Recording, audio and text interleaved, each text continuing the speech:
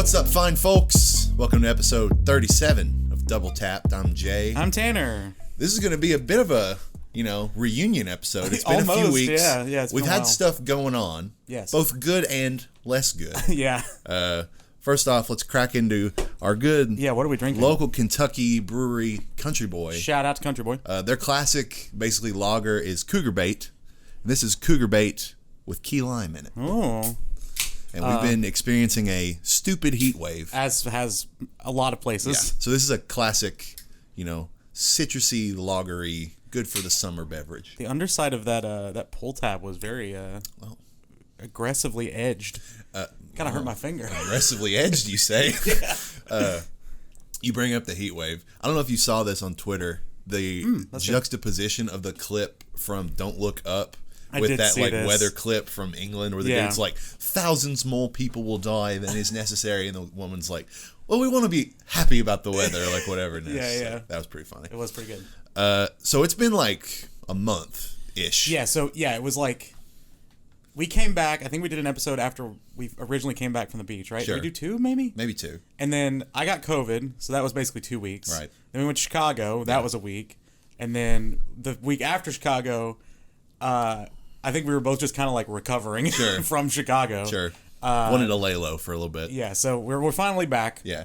Because, when COVID was not like a super bad experience for you, you were laid up pretty good, right? Yeah, it was really like 3 days, basically, but, 10-day quarantine and all that. Yeah. So right after that, and we'll circle back because we will talk relatively extensively about our shenanigans in Chicago a little later on. Sure, yeah. For now, though, I guess, what have you been playing?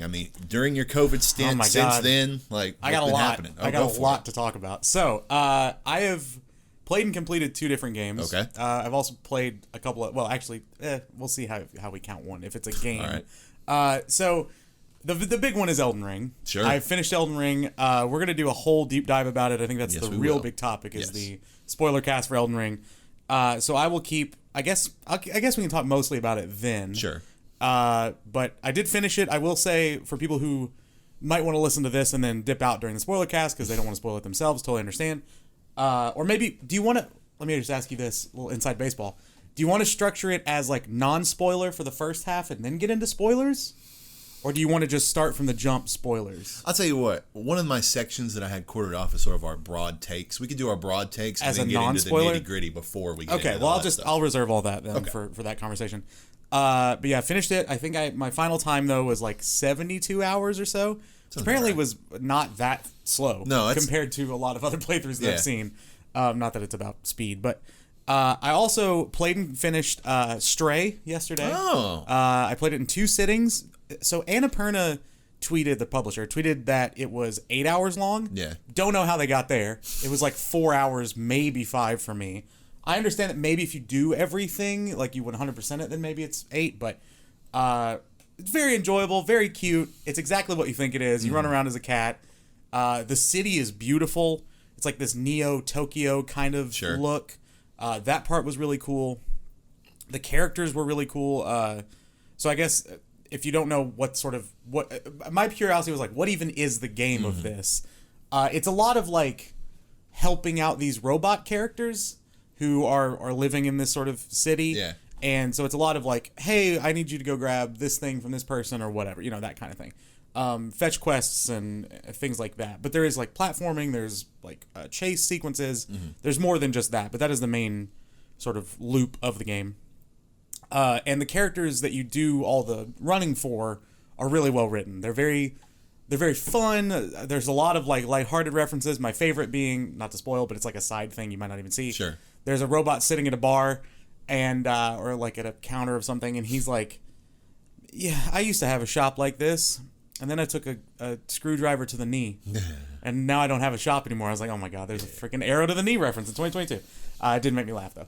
But there's a lot of little things like that, like one-off lines from the characters. But yeah, overall, it's exactly what you think it is. It didn't like blow me away, but it was really cute. I think the biggest like thing the best thing I can say about it is like nothing's bad about that game. The animations of the cat are very impressive. It looks and feels like a cat. Like I know that's kind of overstating it, but like the way the cat even just like slinks through some areas, Sure. and some of the more finite details of the movement are really cool. The other thing I played, which, no joke, if it had come out this year, would be in my Game of the Year list, but it came out in 2020, is a level in Dreams called Lock. Lock. Sure. So this game, I'm going to call it a full-fledged game because it took me longer to beat Lock than it did Stray. I'll say effectually it probably so is. it was 2 full sittings. Like I want to say it was like 8-9 hours to beat this game. So it is structured. It's a puzzle game. It is structured like The Witness. Sure. Okay? But instead of maze puzzles, it's word puzzles. Ooh. So, but all of your solutions you basically are going through this house mostly. Mm. All of the solutions are contained within the room through clues, almost like an escape room. Yeah. So, like, there are perspective puzzles where if you look at, this is the first level that you encounter, basically. Like, you look at a piece of art a certain way, and then you realize it says a word. And you're like, oh, and then that's part of the clue. These are the more simple ones. It gets so complicated, but maybe some of my most, like, euphoric puzzle-solving moments I've ever had in a game. It is incredible. It was really cool, too, because the person who made it was in chat the entire time I played it. Oh, really? Yeah, That's awesome. They didn't suggest it. Someone else suggested it. Orion, who's a community member, was like, you would dig this, check this out. And then I guess Dreams isn't that big of a community anymore, so they saw me and they're like, oh shit, hey, what's up? And they watched both of my playthroughs. That's awesome. Super nice. There's an in-game hint system if you need it, but it's not like ever too obvious. But I think they have, because they're always 4-letter words. Just the amount of cleverness, I can't quite overstate it, because each room is structured so differently.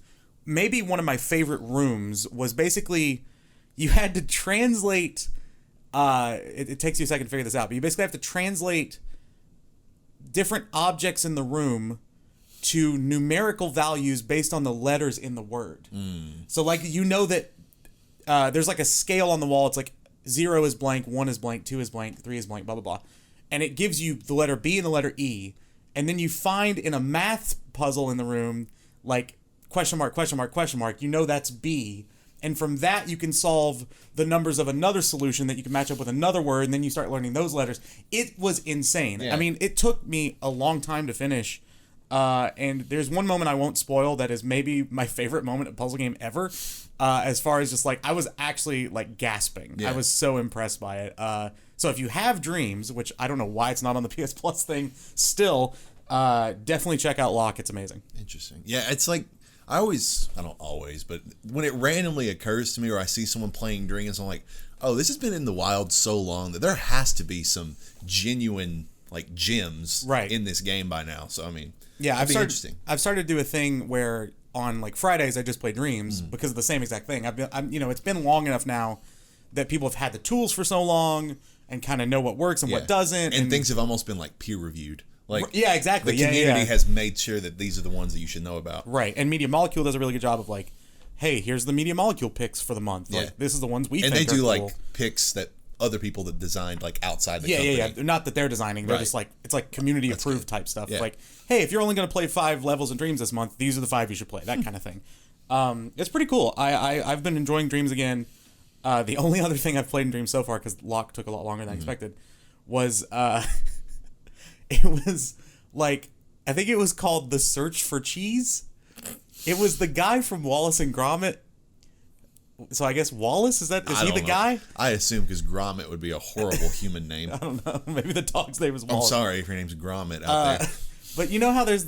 Have you ever seen any of the Wallace and Gromit stuff? It's been a long time. So he's like... He does that one thing where he's like, the cheese. And it's like people reference that sometimes. So it was a pure meme game. Sure. I was just looking for memes after I beat Lock because I was like, I need some change of pace thing.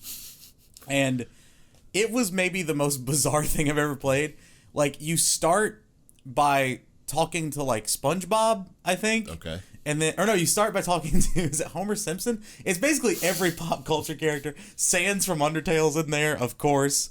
The dad from Jimmy Neutron was in there. Oh. It was something, dude. It was bizarre. So it runs the gamut, Dreams. What was it called again? It's like The Search for Cheese. The Search for Cheese. And there are like sequels to it that I've yet to play, but It's a whole thing. The search for Gouda, the search for feta, the search for all those. I have not been playing much. Okay. We're recording this mid-July. Yep. Folks out there know, if you're in the loop, that this is fantasy football mock draft season. For those of us who like get into it too early. Yeah. Which is me. Yeah, I'm waiting. I'm waiting a little bit. So I've been doing quite a lot of mock drafts. If there was one thing I have played, though, I almost want to not talk about it until the end because it's going to be my recommendation. Okay. Sure. So I'll save it. But it is something that I've dipped my toes in, and I'm excited to see at least if you're ready to get back into a game. Oh, no. But we'll discuss well, that I think I know what it is then. But for now, then, we'll just touch on some news. Obviously, lots of stuff has happened since we've been gone, but I highlighted some of the most interesting things. First of which... Just time stamping. And this kind of blew my mind when I saw this announced. Overwatch 2 is literally killing Overwatch 1. Did you see this? No. Aaron Keller, director of Overwatch, tweeted that when the sequel launches, so whenever Overwatch 2 launches, you know how we always joked about that this is basically just Overwatch 1 again? Yeah. Overwatch 1 is literally going to become unplayable. Wait, what? When Overwatch 2 launches. So it is literally replacing Overwatch 1. That's so weird. It is extremely weird. Why? I have no idea. Oh, I get it for a monetary to move thing. everybody. Like, I mean, it is free to play. We should say that. So that's, I guess, just a minor hassle, but like, that's so weird. Yeah. I assume everybody's like cosmetics and stuff will transfer. I would assume that Otherwise, as well. people are going to be very upset. But this was one of those stories that I was like, this is an interesting game development choice that I've never really seen done before. Yeah. It makes sense in a way, but yes, because it's free play. But I agree with you that if I were an avid Overwatch player, this is one of those things that would kind of piss me off. Well, and I've known... Do you mind scooting in just a little bit? A little bit. I've known several people, too, that have been like, Overwatch 2 is just Overwatch, so I'm just going to keep playing regular Overwatch. But I guess now you can't. That's baffling. Yeah, it is a forced migration, the likes of which we've never seen in video games. This Overwatch 2 thing is just bizarre on every level, I think. It's almost hard to explain how, like, just it seems very money hungry, and that's basically it. I don't really get it, because I know a lot, because people have played the beta already.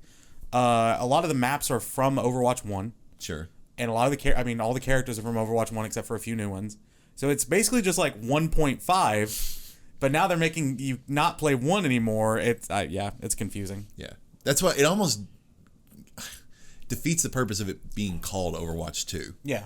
It should almost just be like the super update, or like, right, Overwatch Deluxe. It's not like Destiny 1 versus Destiny 2. Sure. Yeah, that was a fresh start. Hint. No, well, I knew that's what it was when you said, "Are you ready to get back into the game?" Destiny 1, you can still go play Destiny 1. I'm sure there's still a decent amount of people that do. Yeah, probably. There's a lot of those maps and, raids that people, I'm sure, are still foraging through, but Destiny 2 is completely its own unique environment separate from that. Right. So I don't know why they wouldn't go that route, especially since, if I'm remembering correctly, when did Overwatch come out? 2016? Sounds right. I want to say Destiny 2 came out in 2017. I want to say. And the longevity of that game is still going strong. Yeah. So even though for that game we are actually clamoring for a new Destiny. Yeah, which, we'll get back to that. Yeah. Jay's game later is Destiny 2, if you haven't figured that out. There's also a story about Destiny 2, so okay. We're going to hear a lot about it as the course of this goes on. But yes, very interesting decisions over there at the Overwatch team. So, and Blizzard as a whole is just not having a great year. Yeah, a lot of interesting decisions. Yeah. Isn't Bobby Kotick still on the board? I think so. Well, that might explain it. Next story. Moving on. God of War Ragnarok, we now officially know, will launch November 9th. I am surprised by this. Really? Yep. Given everything that we've been told, this fits. Sure, we've seen so little of that game, which I like now. Now knowing that it's coming out, it's different from God of War 1, where they kind of had to prove the merit it would then go on to receive. But with this, it's like God of War is a lot of people's favorite game ever, and it's in my top 5. I don't know where it ranks for you, but I think it was 3 on our last. I think it might be 2 for me. I don't know, but I need to redo those. But it's it's very high up there for a lot of people. So the sequel is basically just, okay, it's more of that, sweet. Yeah. And you don't really have to sell me on it. And I kind of like that they haven't done much to sell me on it. I'm always in favor of showing less than showing more. So, yeah, cool. I'm excited to play it. I still think there's a tiny chance it gets delayed, but I don't think you announce a date this late. Sure. Because it's only, like 4 months away? Yes. So I don't think you announce a date this late expecting a delay. I agree. I think you wait and hold your cards this long so you're certain of the date. Yeah, I think it would be odd for them to have committed to announcing anything at all if they thought that there was a significant chance that it could get delayed. Yeah. Could there be one of those, what was the game? I mean, not that this is a good example, and I hope it doesn't turn out this way, but didn't Cyberpunk get delayed by like 3 weeks? Like something. It was something minor. In the very late stages of development.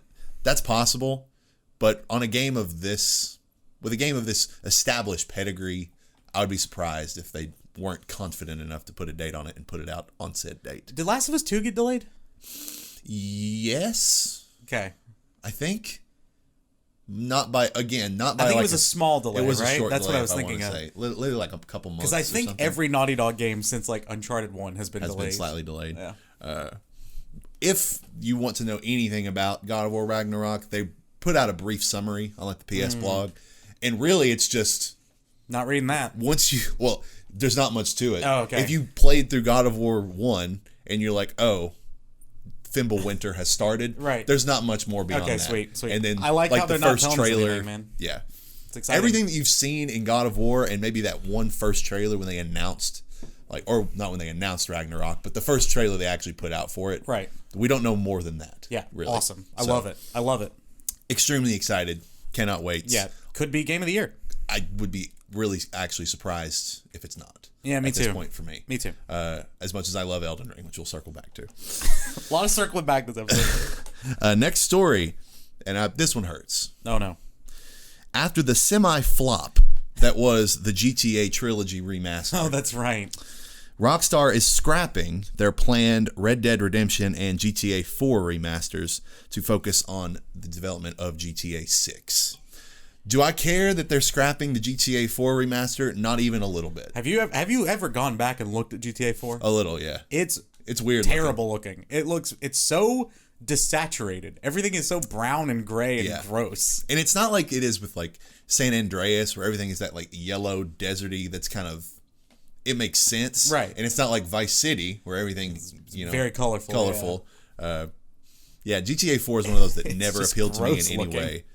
Red Dead, on the other hand, this is one that I would have played, even if it was just a semi, cosmetic, not in-depth remaster. I still would have enjoyed going back to play Red Dead again, even moderately running better than it used to. Here's the thing, though. I've watched, I watched an edited playthrough of the new Vice City and San Andreas. I don't know that we would want that, to be fair, because those games ran terribly on new consoles. Yeah. Whatever they didn't work. And so, I almost think, granted, it would be nice to have a much easier way to play Red Dead, but I almost think you'd be better served, whipping out the PS3 and just booting it up or playing it on PC, maybe. Yeah. Or is Red Dead 1 on PC? I'm not sure if it is or not. I do know it's on PS Now. Oh, I think. You can play it that way. So you can play it that way. Which, good luck. Streaming from PS Now is a mixed bag as well. There's just a lot. Rockstar does not make their games the most accessible. We'll just say that. No, they're not. They're not good at it. So yeah, that was a shame.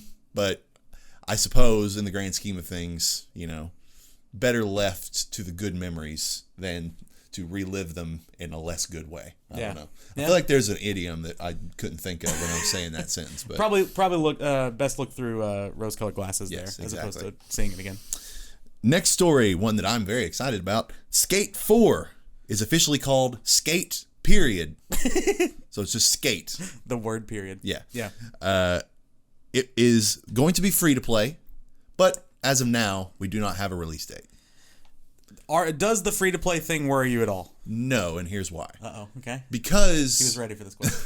It at least tells me that their idea behind this, and with the renaming of it, is that this will be an ongoing platform. This is not just another skating game that they're just throwing out there. This is not like as much as I love the Tony Hawk remasters, those are not ongoing, getting updates all the time. Right. This tells me that this game, they're designing it to be like And since they know that there's no plans to develop any more Tony Hawk remasters or a new one or anything like that, right? They are going to have a monopoly on the skateboarding industry in games. Yeah, that's true. So I think their plan is to sort of take advantage of that as much as they can. And honestly, of all the things that make sense for like games as platforms, sports games make the most sense, especially something as customizable as skateboarding, right? You can have all your cosmetics on your skater, on your board, and then they can release, it's once a month, here's a new map for 6 months or whatever. Here's season 1, right? And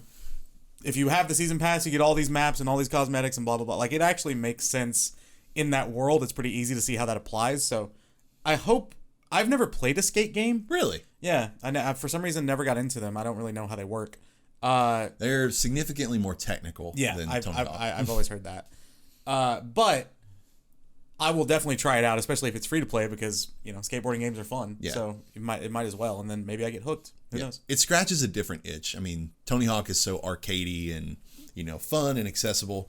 Not that skate isn't accessible, but it's just it has a much bigger learning curve. Sure. Where like you're actually controlling, sort of the sway of the board and all that sort of stuff more so than you would just hitting a combo of buttons. It's more a simulation than Tony Hawk. And you're not doing like 360, 900 backflip, right? Melons. Yeah. Shout out to Boneless Pizza, which is a combo you can do. But I do think it's cool that in a game where the intricacies of tricks are much more in focus and it's less just pulling everything out, I think it will do better for like world leaderboards of time trials, like who can do the best series of tricks. Yeah, I think that will become a pretty significant aspect of this game. So you know what the one thing I know about skate that I really want to do is the thing where you try to hurt yourself the most. Oh yeah, I hope they bring that mode back. Any game where like damage is like a fun thing. It's the burnout thing. Yeah, is like one of my favorite game modes. So looking forward to Skate 4/Skate period. Shout out to Destruction Golf. I love all the golf games. Doesn't matter what it is. Next up, we've finally seen Skull and Bones, and it looks awful. Have we? I didn't know this happened. You didn't know this happened? No. Dude, you've got to see the screenshot of what is quite possibly the worst UI in the history of video games. Oh, no. Because it became a meme, like, instantly. I didn't see this. I don't know how I avoided it. Yeah. Because it was not... the gameplay itself was... It was sort of like the Assassin's Creed ship fighting meets Sea of Thieves. It was a lot more first-person oriented from what I saw. But the image of the UI is so busy. Is this it? Yeah, that looks pretty good. God. There is so much going on. Holy crap. If I remember, I'll put it on screen. What the hell? Yeah, so there's your health bar, I guess your teammate's health bar? Looks like, cooperative maybe. There's some sort of yellow thing happening at the top. I have no idea what it is. There's like your guidance compass thing. Yeah. There's for some reason, it looks like your player info and like your picture. There's like a quest going on the right side over here. There's something in the bottom right that has a bunch of numbers in it. I don't know if like an inventory, like weapons, like ammo kind of thing. Maybe, yeah. Bottom left is some sort of map, and then bottom middle says braced. Is that how much damage you could take, maybe? And then there's also the enemy's like health bar. Oh, that's right. I didn't even see that. It looks to be like mobile, like because it's highlighted over the other ship, so it'll just be moving across your screen at all times. Yeah, it is more UI than boat. Yeah, it is one of the most cartoonishly busy UIs ever. Holy crap. And I can only hope that they refine that with the backlash that I saw, because there were people tweeting memes and just adding like the Overwatch health bar and like persona numbers and like a bunch of crazy overlaid. But that's funny. Not very enthusiastic about the future of Skull and Bones. No, not that. I mean, I was the one who, when we were doing our like E3 stuff, is like they just need to put this game out. Like just cut your losses, put it out, and forget about it. But. And it maybe seems like what they're doing. I thought you meant like put it out to pasture. I mean, as in like kill it. Honestly, putting it out for the public might be synonymous with killing it the way it looks. Yeah, that game's not going to do well. So sorry, devs. And in the last story, there will be a Destiny 2 showcase. Hey. August 23rd. And the teaser just makes it look like another DLC. Yeah. As is normally the case. There was one screenshot or little brief slice of the teaser that if you played, I don't remember which Destiny 2 DLC it was, but whichever one introduced the pyramid, it was like that big pyramid in the moon like something. Yeah. There was like Eris Morn, who's like the weird 3-eyed zombie lady, and she has like a vision of like hundreds of pyramids like coming at her or something. It's like, oh, this is just building off of that story, right? Somehow, yeah. And it's called the Destiny 2 Showcase. Yep. If it were just called the Destiny Showcase or the Bungie Showcase, we'd get excited. Bungie Presents, whatever. Yeah. Could have been a little optimistic that we'd hear about a potential Destiny 3, but at this point, and because of something I'll talk about a little later.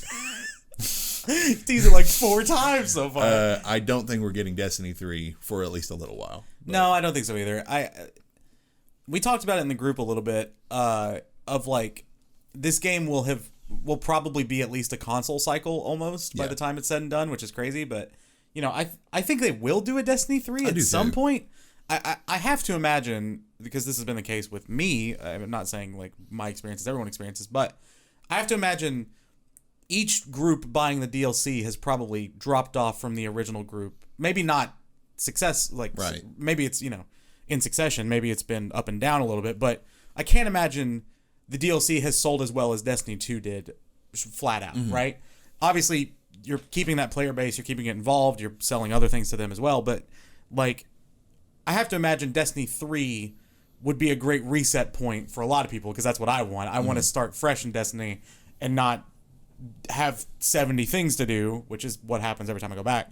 But it is fun to also be able to go back so easily, right? And just be like, all right, I'm going to hop on and play some multiplayer. I'm going to be super underleveled, but if I do that, now I can do this, and now I can do that, and that's how you're back in. So. Yeah, and none of their DLCs are quite the same. They're always scaled differently. Like when Destiny 2 Beyond Lights, which was like prior to the Witch Queen, was like the big, like most recent huge DLC update. Yeah. That did feel like, oh, you've got like a new planet to explore, a new subclass, like truly like a whole new campaign that you could play through, new quests, all that. That felt like a good reset. But I don't know how many of those an individual installment of Destiny really needs. How many times can you do a hard, big DLC that almost feels like a new game before people are like, well, it's still Destiny 2. Yeah. You know? I mean, I guess they're going for like the World of Warcraft model. Yeah. They release something every like 5 years and people go crazy.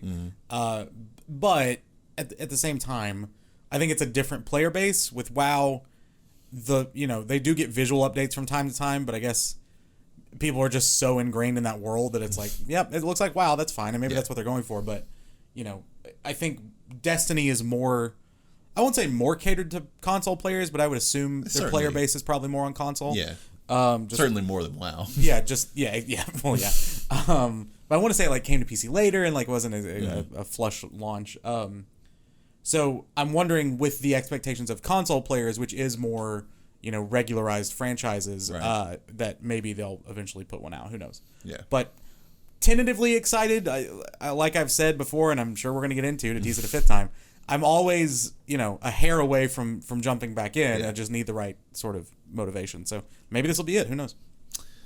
And now, that is all for our news. All right. So, let's move on to what I'll call our tertiary topic. Okay. Not our primary topic. Yeah. Or like, I guess secondary comes between tertiary and primary. It does. So our secondary topic Shout out to is just a brief recap of our escapades in Chicago. Escapades. Of which there were a few. Yeah, there were. It was an interesting few days. Yeah, this is not gaming related. No, very not much at all. But it explains our absence. Sure. To at least a certain extent. What do you want to start with? Do you want to go chronological? Chronological. Dude, I love bionicles. Yeah, I know. Chronologically, on our way up there, so we're from Kentucky, so we drove. I drove, to be specific. Yeah. And Tanner and our mutual friend Brent were just being chuckleheads for most of the time. You took like an hour nap. I slept for a little bit, yeah. And then once you woke up, from that point on, driving up there was just hilarity ensued. We were very giggly, yeah, I forgot about that. We stopped at a little rest stop.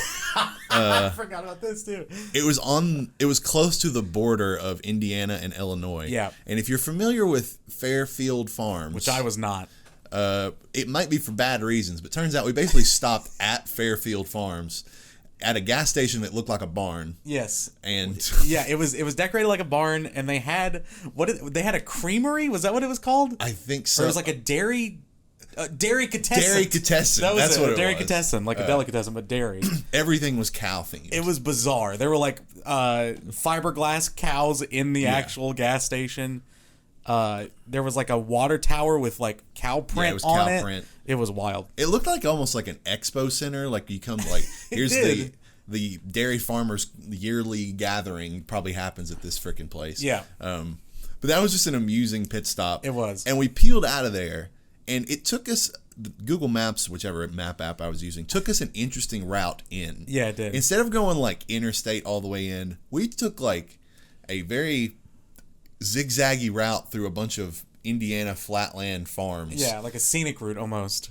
That, you know, it was a little deliverancy at times. Yeah, we got to a point with that trip, or with that part of it specifically, we're like, where do these people shop for groceries? Yeah. Because it became like a 45-minute stretch of nothing with a few houses, and we're like, where the hell do you all go to get food? Some strangely like palatial estates. Oh yeah, there was out in the middle of nowhere houses here. out there. I'm assuming they're just people that own these like acres and acres of land and just farm them and make a bunch of money. Yeah. But is it really worth it when you can't get to at least like a Save-A-Lot for like an hour? Shout out to Save-A-Lot. Like literally, we passed that one little like corner store that I'm like, this is the size of a gas station that you would see 2 minutes away from our houses somewhere. Right. And this is the only place they have access to within 30 minutes. Right. Like it was crazy. Yeah, it was wild. But we remarked about every single thing that we saw. We did. I saw a seagull. That's right. And I was like, I'm pretty sure that's a seagull. I don't remember all the stuff we saw on the way up there.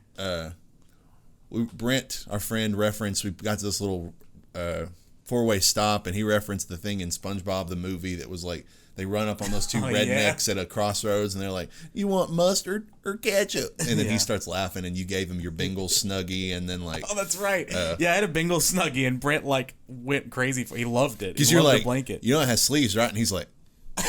Yeah, his mind was blown. And then he was like, I liked it better when I didn't have sleeves. I was like, so then you could do that. It's good. We roll into Chicago. We check in. We get our Airbnb, blah, blah, blah. Yeah. The Airbnb was interesting. It was fine. It was fine. It did its job. Yeah. Served its purpose. We had beds. Yeah. We put Brent on the couch. We did. He had a pull-out couch. It was a bed. Which is funny because he's the tallest of us. It was a big pull-out couch. It was a big pull-out couch. But he complains a lot, which made it funny. It did. Yeah. So that first night, so we went to Pequod's. Okay, we went to Pequod's for dinner, which, folks, like fellow Americans, if you go to do not go. Well, I can't say do not go to like the touristy deep dish pizza spots. I will say I had a buddy from Chicago who I forgot was there talk to me later about it and asked if I went to the M1 Don Lou Malnati's. Lou Malnati's, that's right, not Don Malnati's. And she was like. I was like, we went to Pequod's, and she was like, okay, fair, but I have a deep love for Lou Malnati's. So interesting. Just letting you know that caveat. But I don't know that we could have done better than Pequod's. I don't think so. Pequod's was insanely good. And Lou Malnati's, there are Lou Malnati's in random places. Oh, that's right. Which I think was one of my observations. We could just go find that somewhere else. Yeah. And there is one Pequod's. Yeah. And it was the one that I had heard, like the locals like Pequod's over Giordano's and Lou Malnati's, which are like the warring Chicago pizza factions. Yeah, I'd heard that too. And this was sort of like a Detroit Chicago pizza style hybrid, and it was just absolutely ridiculous. Oh my god, it was. It took an hour for them to bake it because it was so deep, which that's common. But I got. What did you get? I got straight sausage. Sausage, that's right. Brent just got cheese. I got meatball and basil. Oh yeah, which it was so good. And maybe to skip forward just a little bit. Sure. The night we came back from the bars, the second night, so I guess that would have been a Sunday night, I think, right? Concert was Monday. So on Sunday night, we came back from the bars, and I had one slice of Pequod's left. Which is hefty. And, I mean, it took me like 2 minutes to microwave the thing. But those drunken bites of Pequod's at like 2 in the morning or whatever it was, maybe the singular best bite of food I've ever had. Yeah. It was so good. So yeah, can't recommend Pequod's enough. Yeah, oh yeah, it's amazing. I struggle to remember. I have my favorite pizza that I've ever eaten, which was in New York. Sure. This could compete for number 2, and I just have to try to think if there are others that could contend with it. But it's genuinely some of the best pizza I've ever had in my life. Yeah, as someone who's never been to New York, which is is the pizza mecca basically, This is my favorite pizza I've ever had. And it's a very like stylistic difference. A lot of people prefer deeper, thicker, more toppings. If you're that kind of person, this is probably the best pizza you could ever ask for. Dude, the crust. If you're the thin type like me, I love the thin crust pizza. Then New York's your jam. But this was incredible. Left out of Pequod's that night. We went back, sort of cleaned up, gussied ourselves up, got ready, met a friend of Brent's. Yes, who lives in Chicago. And that was Federales. Yes, we went to Feds. Yeah, that's right. This is if you're a Chicago local, you probably know what it is. But we got told later that's a very bro-y bar, although it wasn't. It really. Wasn't like maybe a little, but like every bar is kind of bro-y, I think. And maybe that was we sat like outside. We had a table where we were seated, so we were able to just chill and enjoy conversation, whatever. I could see maybe the people running up the bar. Yeah. Brent's friend bought us a round of tequila shots literally as soon as we got there. First thing Actually, we it was Brent's friend's roommate. Yes. So we went to Pequod's, and then we had like a little bit of time to spare. I hadn't slept the night before because that's what I do for some reason. And so I took like a little cat nap. You all went and got like stuff for the like groceries. Oh yeah, we just got some like booze, basically. Yeah, we basically got beer. And so we never had any food beyond leftovers in the Airbnb. That's true. That's true. Which we didn't need it. We were just eating out all the time. So yeah, I'm still like kind of groggy, and the guy's like tequila shots, and I'm like, all right, sure. I didn't get that drunk that night, so that was kind of an anomaly. But yeah, so Brent's friend was very sweet. Oh yeah, I mean, I guess we could say his name. So because they're very bland white guy names. So Brent's friend Jonathan lives in Chicago, from Kentucky, or is he from Kentucky originally? Or did he just go to school here? He might have just went to school here. I don't know where he's from, but anyway, that's how they met, and then he moved to Chicago. His roommate is, I think you put it best, which was you described him as like a toy car, and that like anything you pointed him toward, he would go for. He's like the Energizer Bunny. Like he was just ready to do stuff and so excited to be out, and very fun.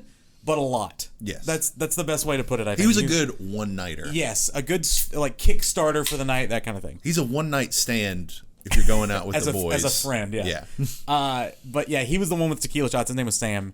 And he was just a blast to watch do his thing. Because he was so interesting. Go ahead. I don't know. I guess we went... Post Federales, we just walked around whatever district that was. That's West Loop. We went to that one hotel bar that was stupid packed. Yes, that was the what was that place called? I remember my drink. Was it the Luxton? That sounds because the London House was the second night, correct? All right, so I think it was the Luxton. Then. I just remember the mezcal and coconut cream sort of cocktail that I got at this hotel that was incredible, but it was so packed and so expensive that we're ready to leave. Yes, yeah. And so literally, I drank that thing in like 5 minutes, then we bolted. Yeah, and then we walked around a little bit more. And at that point, we elected to go ahead and call it a night, more or less, after a little more exploring. But we did run into...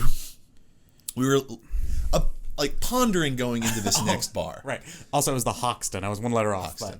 We were standing on a street corner in this very bustling district. Yeah. Saying, do we want to go in here? There's a bit of a line. Look over, and coming across a crosswalk is the bridal party... Like you could just tell. Yeah, we've been in Nashville enough. Yeah, not only was it in the distance you could see who was clearly the bride with the white sash. Yeah, but all the girls gussied up, sort of leading her. Love the second use of gussy up. So they're coming across, and obviously we're crossing the street. We're 5 guys. Several of us sort of engaged because they're getting ready to probably go into the same bar that we were outside. Yeah, the bride is behind. Yeah. And maybe she had been talking to someone, but then she misses the crosswalk, opportunity that the rest of them took advantage of. So then they're all like looking back at her, and we see her over there, and I want to say me and Sam, when she finally starts to like hustle across in her high heels, we all started clapping. We all started clapping. Yeah. Which made a fun little like, interaction. Yeah. And then several of you all, I won't mention the girl's name, that y'all started talking to, but she became a meme for the rest of the trip. We have to say how it started. Okay. So I was wearing a shirt that had flowers on it, but they were like 70s illustrations of shirts, so they were like wide and very simplified. It's if you follow me on Twitter or Instagram, you've probably seen them, but I wear that shirt a lot. But she comes over to me And like out of all of us boys, you're just like, is that a mitochondria shirt? And I look down and I'm like, it does look like mitochondria. So I just start laughing. I was like, well, it is now. And so we just started talking to her. And then I'm going to assume she was a little drunk. Yeah. But she also just proceeds to tell us like her life story and about like her relationship she was in, and she was asking us like, I guess for like confirmation on whether she was and like, keyword was, she offered up the anecdote that she just broke up with her boyfriend and he was a drug dealer. I forgot about that part. That was You're right. tandem. You're right. That was exactly what she said. So she was very sweet. We're not making fun of her. No, not at all. It was just a bizarre interaction. And I'm gonna give a broad generalization here. Okay. For some guys, you hear the phrase from a girl out at night, "Oh, I just broke up with my boyfriend." Yeah. That's a green light more than anything else. Right. So several of us, I don't know. We started talking to her. I have a girlfriend, but it was just like, we were just talking to someone. It was just a person, and it was fun for me to just observe her. She was just an interesting person. She was interesting. Yeah. And they end up going into that bar. You and Brent like touch base with her a little more. No. So what happened was, okay, yeah. So she tells us all to follow her on Instagram. Right. So we do. And then the mom of the bridal party is like, give him the QR code. Do you not remember this? She's like, give him the QR code. And she's like, okay, I'm going to give him the QR code. And then she just like shrugged it off. So we were theorizing, it was like, is that like a donate to her wedding? Or like buy them a drink kind of thing. I don't know what the QR code was going to be for. Yeah, that would be. Maybe that's what it was. That's smart. Yeah. But yeah, we found out from Jonathan, I think, the next day that they ended up. So yeah, on that corner, we ended up getting an Uber. We were tired. We had driven in that day. So we just went home or went to the Airbnb. And then Jonathan and Sam went out with that group. Yeah, they followed them into that bar. Well, Sam got in. This is apparently a hard bar to get into unless you're a girl. Which is not something we normally deal with, but I guess in the big city is actually a thing. So Sam got in with them, but like Jonathan was trailing behind a little bit, so he didn't get in. So he had to like wait for them to come back out to get him or something. I don't remember the exact details, but Sam made out with the girl and then did not talk to her, I guess, the rest of the time, because apparently he made out with her and then was very quickly out of there and they were going home. Yeah. So I don't know what happened in that scenario. Maybe they just interpreted Sam very similarly to us. He was fun for a little while. Yeah. Now go away. So we go home. Yeah. Sleep it off. Yeah. Next day, we were hitting museums left and right. Hell yeah. We've hit, over the course of the whole span, we hit 3 art museums. Yep. We hit the Museum of Contemporary Art. MCA, yep. We hit the Art Institute of Chicago. For like 45 minutes. But we was sort of fun. speed ran it. Yeah, we had to go a little quick there. And then ate a really great dinner that night at a place called The Gauge. Yes. We also hit our... I was going to say, you're leaving out Portillo's. Our beloved internet sort of uncle, Greg Miller. We hit his favorite spot in the world, Portillo's in downtown Chicago. I think might have been Brent's favorite meal. He talks about, like, he even said when we went out to the movie, right? He was like, if it weren't for the elk, I think Portillo's was my favorite. Especially because the following day, which we'll get to, but like we ate all the Chicago staples of food, which were deep dish, Chicago dogs, and Italian beef. Yeah. The next day we got Al's Italian beef, which is like the spot. Right. Brent was not feeling the best. No, he was hungover, so he didn't enjoy the meal. And eating a super dense slab soaking of beef wet, was not what his body needed at that moment. No. Ours did, though. Oh, it was amazing. I loved Al's. It was so good. But the art museums were, and I have told people this since, I was like, this is not something that I would normally elect to do if it were just me or just not the group that I was running with. Yeah. But because I had been to Chicago and I had seen a lot of the touristy stuff, I was like, you know what? Whatever you guys want to do, let's just do it. Yeah. And I'm kind of along for the ride. Right. If I had to power rank, MCA was my least favorite. It was cool. Yeah, fair. I really dug the Art Institute. Yeah, we should have spent more time there, but it didn't. And that's one thing. If we ever go back, then that's a good thing to go back and hit a lot of stuff like there. Noon, yeah. I really enjoyed that because I was seeing paintings by, when I use the words like legit artists, I mean like people I've heard of. Yeah. As I'm not an art person. Well-known painters. Yeah. Seeing like Georgia O'Keeffe stuff, seeing American Gothic in person, seeing Van Gogh stuff. I was like, oh shit, like I've heard of this stuff. Right. Yeah. So that was cool. And all the historic stuff was cool there too. Yeah. But the Wonder Museum was really, really cool. It was awesome. So I guess I'll art nerd out a little bit. So yeah, MCA was like, I would actually say MCA might have been my least favorite. I might rank it in the exact same order. Sure. But I don't know. I'd been to the Art Institute before, so maybe it would, for me, go Art Institute, MCA Wonder. MCA was really cool. The exhibits that they had on display were all kind of samey in the terms of like, a lot of them were like installation pieces. Yeah. Some of the stuff was really awesome there. Like there were some amazing pieces there. But the MCA is basically just a scaled up version of a modern art museum of any city. Sure. Like it's not to the point of like MoMA, right? Which I didn't think it was going to be, but it was just kind of like a really nice gallery. In fairness, their gift shop, awesome. Yes, they had the best gift shop. Honestly, that might have been my favorite part of that place. Yeah, art. Like I want to go to the MoMA gift shop so bad. Anyway, and then Art Institute. It was a shame we only had like 45 minutes, but the 45 minutes we got were really fun. And it was cheaper because we were there later That's in the true. day. Yeah, we got the late discount. Like you said, seeing like the really important stuff. I had seen a lot of that before as like a 14-year-old, but seeing it as an adult felt different, especially now recognizing like the Matisses and all those kinds of things too. We saw water lilies, the Monet painting. Like we saw a lot of really cool, influential art. And they also had like the modern art leaning stuff. We didn't get to see as much of that, but the Wonder Museum. Maybe that's just geared more toward like a younger museum goer now. It has to be. Because, I mean, a lot of the appeal of the Wonder Museum... So the Wonder Museum is more experiential. The way I was describing it to my coworkers was like, it is like an art museum meets an Explorium. Or like those kids like, fun museums. It's like one of those things, but for adults. That's a good way to put it. Because a lot of it is like... A lot of experiments with lighting and sound and audiovisual stuff and sensory things, but a lot of it is clearly made to be awesome, like Instagram photos. Yeah. And it's not in a bad way. It's like, those are some of my favorite photos from the trip, and it encourages to take photos. And I the older I get, the more I'm like, okay, you should always take photos on vacation because those are things you can look back. But it should always be pictures of you all. Mm-hmm. Like nobody cares about your picture of a bridge, like, right? That's Googleable. Yeah, exactly. Someone has taken that bridge better than you will, but not of your friends, right? So, like all of the experiences in that were really cool. One of them moved Brent to tears. True. Which was pretty cool. He was in an elevated state. He was. Yeah, he was. But there was a room that was a good place to do it. To be fair, it was Leonard Cohen's Hallelujah. Yes. Was playing in this dimly lit, soft-walled room. Yeah, it was like an octagon. There was just like, oh. It was kind of like when you are scrolling through like Reddit or TikTok or whatever, and you'll come across that post. It's just like, stop here for a minute. Yeah. Like you've been scrolling for a while. Take a second. Take a break. It's like when Shovel Knight's sitting by the fire. Yeah. Shout out.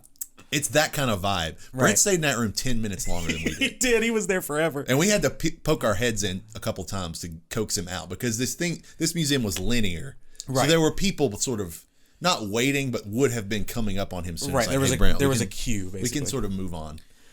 Maybe the most fun room, which is the only room we didn't get any pictures in, was... It would have been a hard room to take pictures. Yeah, exactly. Well, that's... Yeah. It was basically... I knew what it was when we walked in, or I knew what the machine was. Right. It was a little touchpad kind of thing on a pillar with like 16 buttons. I've watched enough music producing TikTok that I know that was a beat making one of those like sound pads. So I knew that's what it was going to be, but there are a bunch of random shapes on the wall. And so you press a button and it starts playing like a loop of a song or a loop of an instrument like drums or horns or whatever. And then on the wall, the shapes would like pulse with the beat of that button. So then you quickly realize, like, oh, you can make your own song by pressing a bunch of buttons. And the three of us idiots were just sitting there, like, holding down buttons and, like, fucking bopping while we were doing it. And we're all, like, musically inclined. Sure, yeah, we all love music. So we were... It's not like we were just doing it willy-nilly. No. We were sort of, like, counting to the beat and say, oh, take your hands off, put hands on. We were timing it. Like, we had our... production moment. It was really cool. It was so funny that we all just, like, not a word needed to be said. We went into some sort of, like, trance of just, like, dancing and just, like, laughing. But yeah, there were so many cool exhibits in there. I wish we got to spend longer in the mirror ball room. Yeah, it's sort of, I think it's a little arbitrary that it's only a minute. They were like, the artist decided this. And I'm like, okay, sure. Maybe he did, but that's stupid. It should at least be, like, 3. I understand why they limit it to time because I think that's a room people could get like really lost in. Is not like lost geographically, but just like can get really kind of sucked into. It did make for a cool like album covery picture. Yes, of the 3 of us. That's why I felt like I was rushing y'all, but I was like, we have a minute, we have to go. No, I was like, fair enough. But yeah, there was a room where like you walked. I guess this is the most video gamey this trip got, so it warrants spending a little longer on it. There was a room where we walked in, and the floor was like these sort of like hazy lights when you would step. Yeah, it was like pressurized LEDs. Yeah, and so it looked like you were walking in like space, and your feet were like meteors or something. It was wild. There's another room that kind of tracked your face with AI and then repeated that across a wall that some little kid was obsessed with. I was gonna circle back to this toddler. This little kid, who was toddler's a better way to say it. Perhaps like the maybe least restrained child that I've ever seen in public. Yeah, what was going on? Way up there, because there was this family, and like we said, this place is linear. They want people to spend their time and enjoy the exhibits, but if there is someone right behind you, I just feel like common courtesy dictates you're like, okay, do my thing here, move on. Right. It's like playing golf or like putt-putt golf. It's like if somebody's behind you, like, okay, I'm not gonna dilly-dally. I've been around each other too long. So this family fucking dilly-dallied a lot. They were dilly-dalliers for sure. And they had this child that they tried to leave the room where your face would get reprojected on the wall several times. Yeah. This toddler made his way by himself back to this room. He just kept coming like back. 3 or 4 times. He was like constantly. He would just get loose and just start waddling his way over there. There was one little exhibit that you were walking through, like red binary.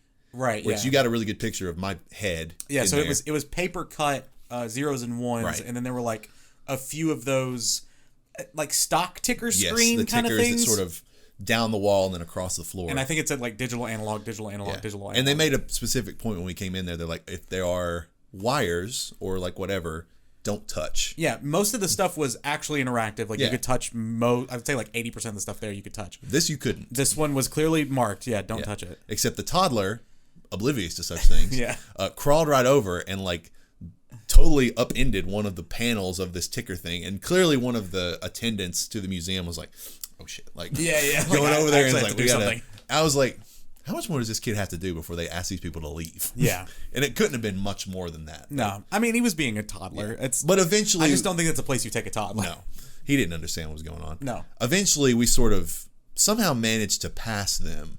Yeah, like once we got to like the last like third of the museum, we were able to sort of experience it without them being in front of us, which was nice. It was a nicer experience. But basically, I kept whispering stuff to you, and I was like, "Get this freaking kid out of here!" Yeah, he was being a menace. You and Brent also had experience with this girl. Oh yeah, who was I'm still not sure if she was part of that group or not. We don't think so. I don't think she was, because otherwise, I think you would have asked them to take the pictures. Exactly. So, but she was like closely with them the whole time. She was, I guess, in between us, and looked like she could have been related to them. Like, didn't look like they could have been family. Yeah, but anyway, every time she got to like a room, she'd be like, "Can one of you guys take my picture?" Which is like, that's fine, whatever. But then, normally, I think there is some bit of like decorum of like, okay, you get 2 or 3, you accept it. That's the pictures you move on. Take your shot with a stranger taking your picture. Could be good, could be not great, but you can't. They're not your photographer. Right. It's just like, okay, I got the shot. But she kept, which I just watched this happen. She never asked me, which is funny because I was the one taking the pictures of us. Clearly, she kept asking you both, and she would like take the phone back and be like, "Actually, can we do like 2 more?" And that happened like 3 or 4 times in each session. It was wild. And I kept getting cracked up because she kept hitting such like Instagram girl poses. Not to call anybody out, but she would be like she like would just like, I don't know, her hands cracked me up for some reason. It was really funny. A lot of flourishes. Yeah. But it's part of what it's there for sure. Yeah. You paid, it was like $40 to get in. So I mean, was it that much? It was like 30 something. Oh wow. So I was like, that was worth it. Get your money's worth, and it was worth it. Yeah. I'll say that. So that was on our last day of the trip. Yeah. We left the Wonder Museum, went back, got ready, and headed to the United Center for where I got this T-shirt, the Rage Against the Machine concert, which was, look, I've been to, what I'll say is 2 proper concerts in my life. This literally being the second one. What was the first? Coheed and Cambria at the Mercury Ballroom. Right, with us, yeah. Which is a small venue, a band that I really love. Yeah. But this was a different type. This was a concert. Completely different kind of thing. And I bought all the tickets and stuff. I was not aware that I got a club level. But Brent was able to just pop out and get a beer like instantly. It was really fast. This area is like really good and not as crowded and we had the in seats on our aisle. Run the Jewels awesome. Opened, fun. Yeah. Good setting the mood. They gave a couple little skit speeches kind of thing. Crowd didn't quite know them as well as I thought they might, but, you know, it could be an age gap thing. Yeah, but then after the intermission, curtain came down, and I described it, I think, as we left. I was like, I think that's the best thing I've ever been to. Yeah, it was incredible. Quickly, before we get too much into the concert, we did forget on the second night we were there. Oh, right. We went to one of the coolest bars I've ever been to, which was a rooftop bar, like a legit rooftop bar, on like a skyscraper in Chicago. I don't know how many floors we were up or how many levels we were up. 30, 40 maybe? I want to say it was in the 20s at the minimum. Okay, yeah, so, we were high. I have no gauge for that kind of thing as far as like stories go, but we were very high up. And it was not packed at all. It seems like one of those things like you just kind of have to know about. And it was a Sunday night. That's true. So it probably wasn't as popular as it was. But the drinks were great. The view was incredible. It was insane. And yeah, so that's the London House if you're ever in Chicago. That's like maybe my not biggest recommend, but for people who you're just looking for a bar to go to, especially on a not that crowded night, couldn't have asked for better. Yeah, it was perfect. Like just sit around, chat. Yep. Listen to some weather music. was good. Yeah, it felt really awesome outside. Yeah, it was good. I just wanted to bring that up. Yeah, no, I'm glad you did. Yeah, the concert. It's funny. I didn't realize I've been to both concerts you've been to. That's interesting. If you don't count Trans-Siberian Orchestra, which I don't. I've been to TSO too, but I wouldn't count it. Yeah, so I've been to I don't know how many concerts now in my life. It was definitely it was probably my favorite concert I've ever been to. It's a mixture both of how good the concert was and, you know, Rage hasn't toured in 11 years. The fact that I got to see them live, the fact that they still sounded so good live. They sounded great. They sounded really good. I mean, I've talked about it multiple times, but I think Tom Morello's guitar is the best sounding live guitar I've ever heard. Their sound mixing was so good. And yeah, one of my favorite things that I didn't expect was the visuals of the show. So it opens with they have this curtain, which I guess they haven't done anywhere else from what I've seen. I don't know. I saw people posting because now I'm on the Rage Reddit because you showed me a couple things from it. And a lot. I saw a lot of people were like, "Oh, I saw Chicago got a curtain drop. Wish we would have gotten that." So I'm like, "That's cool." Because the curtain was, and I think it's like a famous photograph, but I don't remember particularly what it is. It's like a 90s photo, but in black and white, of like this kid standing between two train cars. Yeah. And that's just printed on their curtain. So they start with this PSA intro thing. Zach just chanting like this fairly, and I was just like, kind of hard to understand what he was saying at the time. I had to go back and watch it several times to get even close to what he's saying. But yeah, he's just this sort of tantric chanting of this like little poem. Yeah. And then the music was very just like instrument, just like like that kind of like chaotic sound. And then the curtain drops into bomb track. So it's bomb track starts, and it's just a black screen, and in red letters it says "Fear is your only god," which set the tone. Which is that's a line from Vietnam, right? I don't know. I think it's a line from something. But just seeing "Fear is your only god" as their opener, I was like, holy shit. And it's got to be the most I've ever screamed at a show. Yeah. It also has to be the most I've ever consistently moved at a show. That's really the underrated part about the Rage show, is that their discography, which we knew this going in, really doesn't have like a downside. But they also really don't do like ballads. No. So there's not like a sit down recover song. Yeah, it is just all gas, no breaks. And so we were moving the entire time. My heels hurt so much the next day from just bouncing up and down. But God, it was worth it. It was so fun. Yeah, and I'll never forget that curtain drop and when they're sort of doing the little lead into bomb track, because that's a good one to start with. Yeah. And him finally just being like, "Good evening. We are Rage Against the Machine from Los Angeles, California." And then he's just like, "This is a public service announcement." And then when it drops, because I knew, or I had heard that they were doing like video screen stuff. I had no idea what they were going to put on it. Yeah, I when didn't know any of that drops, the curtain drops so fast, and that pops up, and it drops right into that beat. I was like, I entered a state of euphoria that I didn't really leave for 90 minutes. Yeah, it was such an incredible way to start a show. We should talk about though. Yep. That was it Bulls? It was no. Are you talking about Zach? Yeah. It's a song after Bulls. I know the first four because it went bomb track, People of the Sun, then Bulls, and then Bullet in the Head. Bullet in the Head. He That's did when it during Bullet in the Head. So Zach hurt his leg. I still don't know Do we know exactly what it was? He seemed to hurt his ankle specifically going back, but he hurt himself in the middle of Bullet in the Head. Finished the song. Yeah.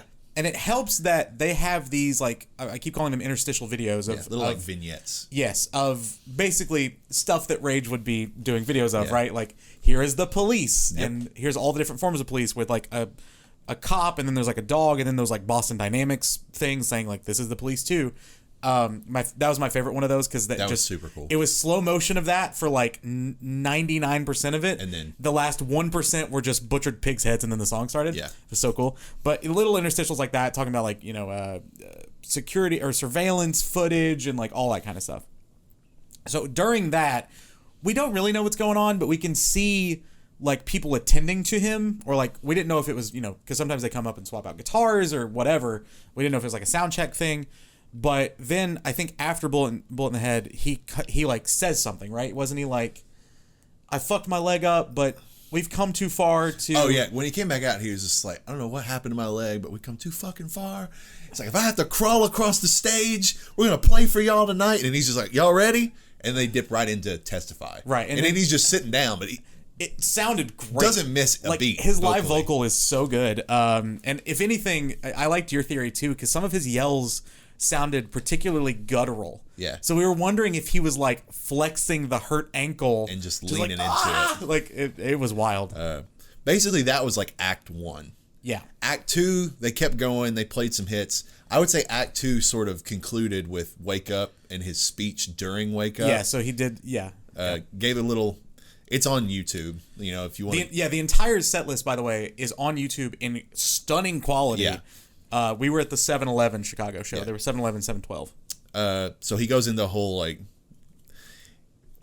there was, like, lines just like, the ruling class in this country has proven itself. There's, like, specific words that every time I listen to just the words. And when he just says the word and he yells it, he's like, unworthy! And I'm just like, oh, shit.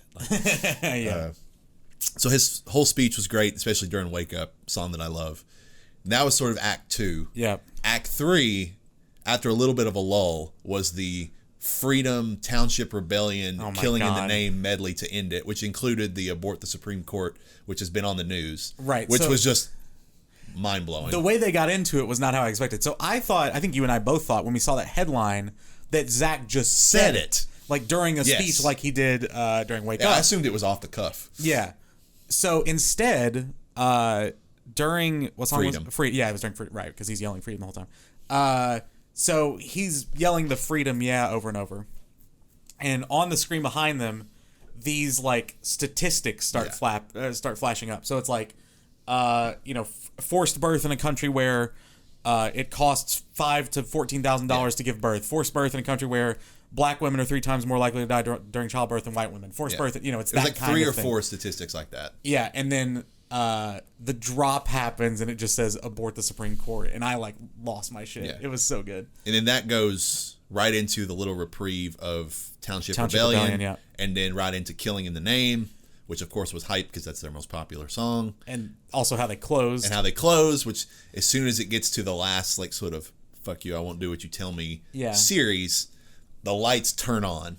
Every light in the damn place turns on. I've never seen a show do this before. They turned on. It was cool because it's like lights. They knew that everybody in this place is going to be jumping and screaming. So it was less about them in that moment and more about everyone doing this together. Yeah. It was so cool. Yeah. So yelling the fuck you, I won't do what you tell me.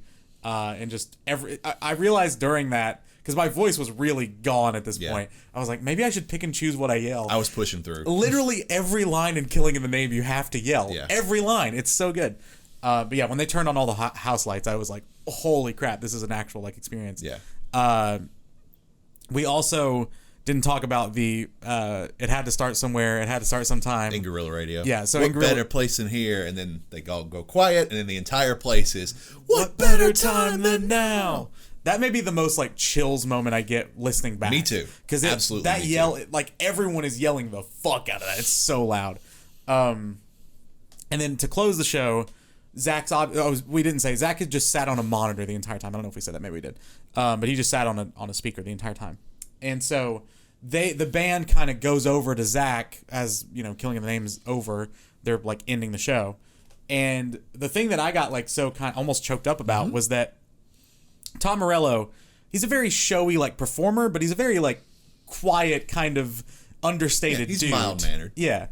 And so they go over and hug Zach, and they're like, Zach, he gets on and is just like, you got us through this. He's like, you turned it around for us or whatever. Yeah.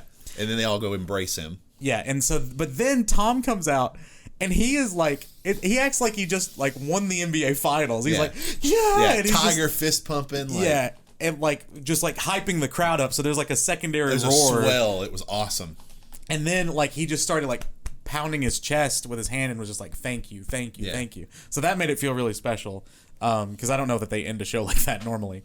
So yeah, and then we had one of the cool. I've told a couple of people about just the experience of having an Uber tent. Yeah, was awesome. It was cool. So the United Center, as we're leaving, obviously a ton of people are calling Ubers, us included.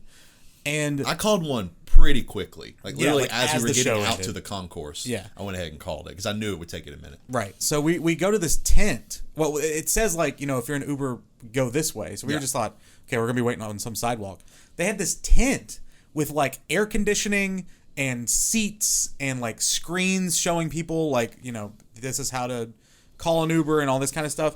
And it was just a chill place to wait out. I mean, there were a bunch of people, but like it was so nice that they had like a little designated area. It was much for better Ubers. than just being out on the sidewalk. Exactly. And then they had a bunch of lanes, and you basically, in order to leave the tent, you had to show the guy like, hey, I have confirmation that they're in this lane. You'd be like, cool, that's down at the end, and then we got in our Uber. Yeah, it was a much smoother experience getting out of there than it could have been otherwise. Yeah. So it only took like 20 minutes, maybe? 30 tops. Which isn't bad. No. If you'd parked there yourself, it would have taken half an hour. With thousands of people leaving, it could have taken an hour or more. Yeah, for sure. So yeah, it was an absolute blast. It was trip. Probably the most fun vacation I've ever had. It was really fun. And good time, like it was a comfortable amount of time for as much stuff we did. Yeah. It was like 3 days, we packed a lot into it, and it was a whirlwind. It's like you come home, it's like, okay, that was a good, I don't feel like I was dragging my feet, we were just doing stuff the whole time. And yeah, it was a very reasonable, and we talked about, we might do it again, we might go somewhere else. This might be a thing going forward. Yeah, so. It was so fun. And, I mean, we didn't even talk about how we went to the world's largest Starbucks, apparently. That's true. And talked to our friend from Abu Dhabi. Who thought we were from Italy. And Brent thought he was telling us how cool it was to go to Hawaii when really he said Dubai. And Brent, we love Brent. Yeah. Brent was like, yeah, man, it's on my bucket list. And then when that dude finally left, I was like, bro, you've never thought about going to Dubai a day in your life. He said Dubai, you're thinking Hawaii. Yeah. That was funny. It was funny. That was pretty funny. Yeah, Chicago rules. Chicago does rule.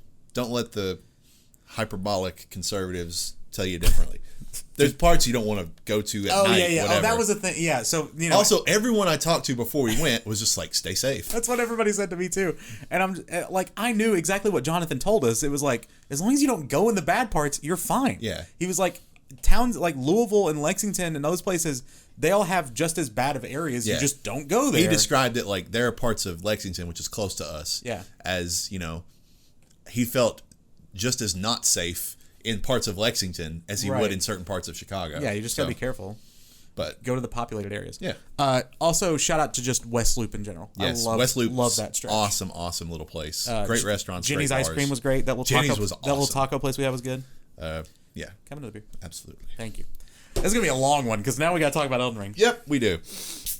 So let's lead in. Let's start with the little bit that we discussed earlier. All right. Brief, non-spoiler final thoughts, which I've sort of given mine already. Sure. I might recap a couple points, but for you, yeah. What is your overarching thoughts? I really like it. Sure. I don't know that I love it. Okay. But that's okay.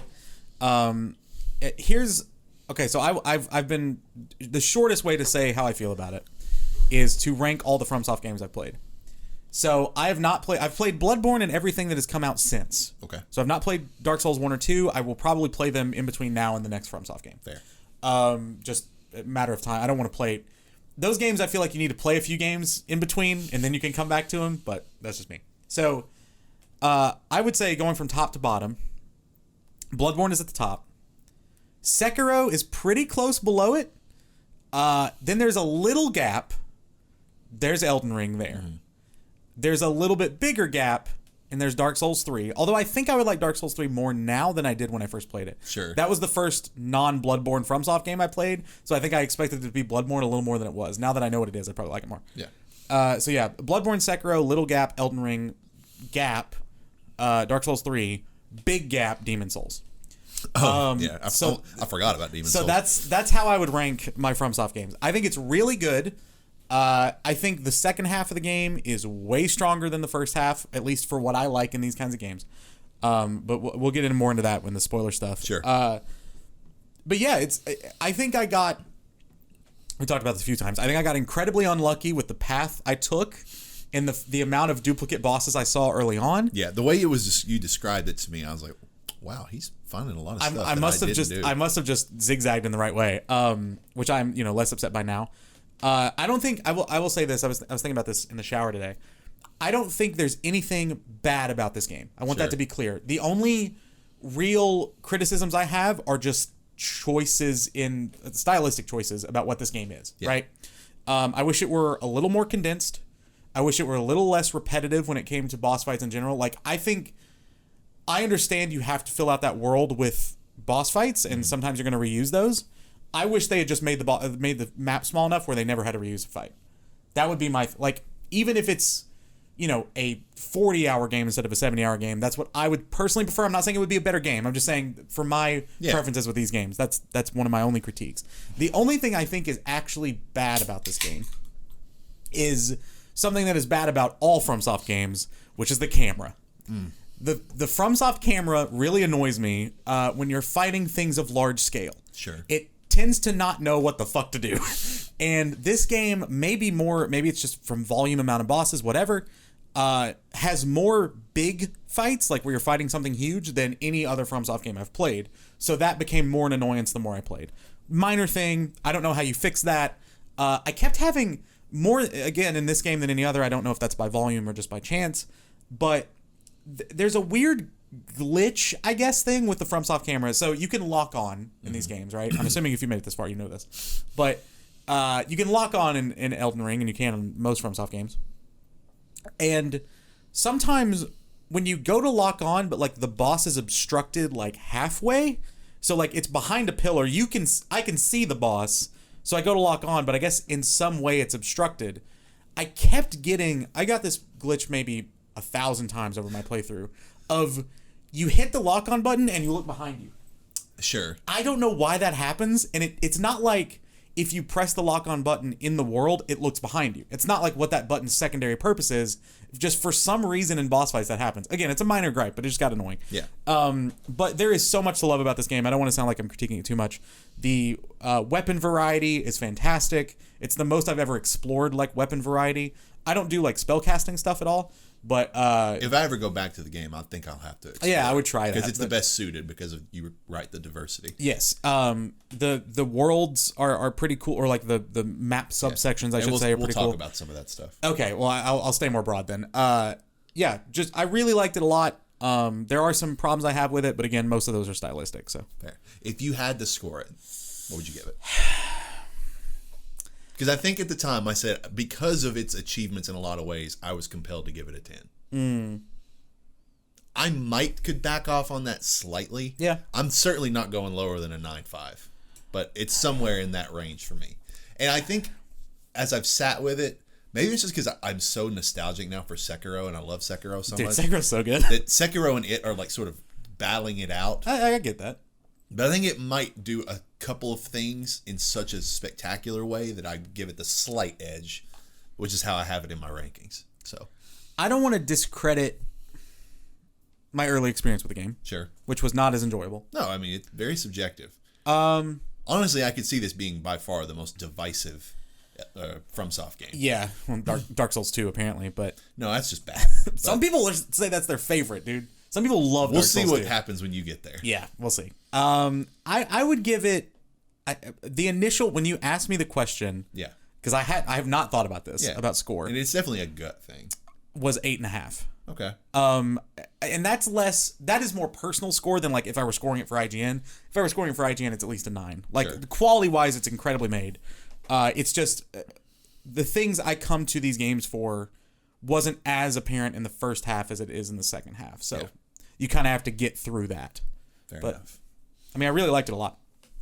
So, now that you know both of our broad opinions on the game, let's get more specific. Okay, so this is cool. I like that you have like an outline. If you've not touched this game at this point, first off, why? If you really want to, but I would advise, because there's, especially for the reasons that I love this game, is there were things that I didn't know about the game going in that made the game so much cooler to experience. Gotcha. So if you know nothing, we're going to talk a lot about the nitty gritty. Yeah, this is the spoiler section now. So if you don't know anything, you know our thoughts. Have a good one.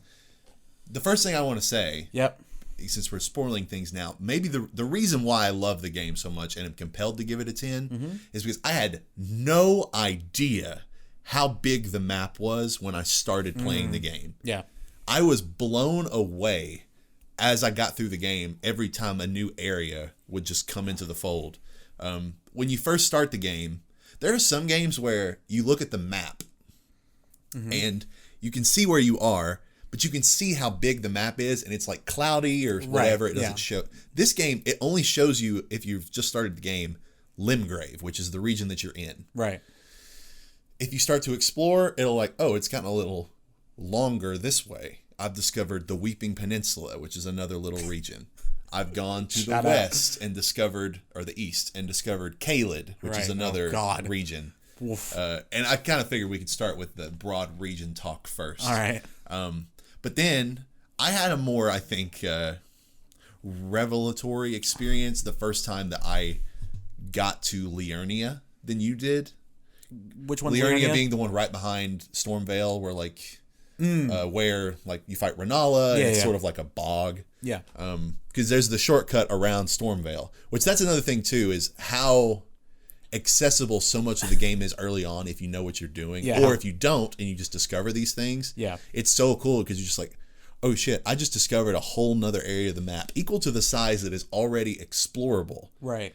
That is just there now. And if I want to go, I can. Like, that was so cool to me upon first playthrough. I had a buddy of mine accidentally go into the capital city the backwards way. Backwards way? I don't even know what that is, but that's what he told me. And I'd have to read into that. Yeah, I don't know what. I guess he went through the sewers, maybe? Oh, no, wait. There is. Okay. They might have. There's a sort of glitchy way, but it's not really glitchy. Yeah. It's just sort of taking advantage of certain things. But there is a way. But he said he did it accidentally, so I don't know. It's wild. Fair play. There is a way that it's the kind of, they make it inaccessible unless you do something very glitchy. Gotcha. Doesn't really matter. But yeah, like getting to the capital is like... Capital's cool. Capital's really cool. And again, I thought the capital was the end of the game. Yeah. The Erd Tree is such the focal point of the map, and the capital surrounds the Erd Tree, that I was like, oh, this has to be where the game ends. Then you beat the boss there, and they're like, oh no, here's this whole other region that's like equal to like 2/3 of the map that you've discovered so far. Yeah. And how much of all that stuff is optional, which is another thing that I love. Is like, that is cool. You don't have to explore Mount Gelmir. You don't have to explore the underground rivers. You don't have to explore. I mean, so you've got to Melania, which we'll discuss Melania. Yeah, that means you got to the consecrated snowfield, right? Which is a whole other area. I didn't even know it was there until somebody guided me there. Yeah, these areas that are huge and completely optional is so cool, and one of my favorite things about FromSoft games. Cool. It's cool. Yeah, it's really cool. So, among the areas, you seem to have a distaste for Caelid. I just don't like. FromSoft does this in every game where they have an area where if you touch the thing, it makes you lose health. And I don't like it. It's not fun. There wasn't like an antidote that I could pick up. Like there is one. Oh, is there? Yes. Oh, I got because it's Scarlet Rot. It's just different than poison in this game. Right. It's kind of like a more aggressive poison. Yeah, it's blood poison. There is an antidote for it, but it is kind of hard to find. Okay, I didn't craft anything either. I didn't either. So anyway, it was just like it was annoying, yeah. And then like I think I got to Caelid sort of early on, and then ended up having to go back to it because I felt very underleveled when I was first there. Stupid early and turned right the fuck around. Dude, it's terrifying because it's all red and like bloody and gross and just grotesque. They have those giant birds that just like peck at you. Those are kind of crazy. Yeah, Caelid's a cool area. It's just it's a lot. It's overwhelming. I think it was cool for me because it was the first moment that when I sort of referenced all of a sudden the enemies are too powerful. I'm not ready for this yet. But the fact that I could go there if I wanted to was just so cool. Right. It also houses maybe the most unique boss in the history of FromSoft, which is Starscourge Radahn, which we'll circle back because I have a whole boss discussion. But in terms of being a pro of the area, having Radahn there was so cool. We'll circle back. That fight's awesome. That was incredible. Yeah. But yeah, Liurnia is super cool. Discovering it and getting the view of Liurnia is super cool. I think that my favorite area of the game is probably the capital and the surroundings. Yeah, I really like the capital a lot. Especially because from there, outside the capital, there are a couple of little interesting spots. There's the village with the dancing ladies. Yeah, the Midsummer part of the map. There's the Shaded Castle, which is another little sort of mini dungeon. I don't know if I did that. What's funny is we're going to go through these bosses, and you might not have experienced some of them. Yeah. I think I've seen all the bosses, whether I fought them or not. Right. I don't know. Yeah. Yeah, I mean, you've been done with the game for a lot longer than I have, and I do a lot. I watch videos of boss rankings just because I love all this shit. Yeah. But yeah, the map was the X factor that made me love the game as much as I do. Interesting. I think, again, it's all stylistic stuff. I think I don't have the same want for exploring an open world that I used to. So I think the map size at some point was more daunting than it was fun. I totally get how it's like, oh my God, there's so much shit here. That's awesome. And like, I think that is the rational reaction. Yeah. But for some reason, I was just like, whew, there's a lot of this game. And once you the maps are easy to find. Like the maps that unlock the maps when you look. They're marked on the map. Even if you don't have the map. Yeah, just a little like tombstone you just go to. And once I fully unlocked the map, obelisks. I looked over and I was like, what is this weird looking thing on the map in the middle of the ocean? That's like, it looks like a vortex with like a building. I was the Fallen City? I was like, what is this? Or whatever it's called. And the name has escaped me. Crumbling Farum Azula. Yeah, that's right. Crumbling, that's right. And I had seen people make reference to Farum Azula as a location. Yeah. I just didn't connect the dots that that's what that place was. And then I'm like, I don't know if I want to get to go there. Maybe that's like DLC or something. Yeah. And then all of a sudden you're there. Yeah. And I was just like... That sequence is awesome. I never unlocked the top middle of the map. I think that's the consecrated snowfield, I think. Oh, is it? Maybe I did later. I must have gone there then after. I didn't unlock it before I finished. And that includes Miquella's Halig Tree, like where you fight Melania, like all that. Yeah. I guess I just didn't get the map. Or maybe I have it now. I just didn't look after it. Yeah. Okay, that makes more sense. So...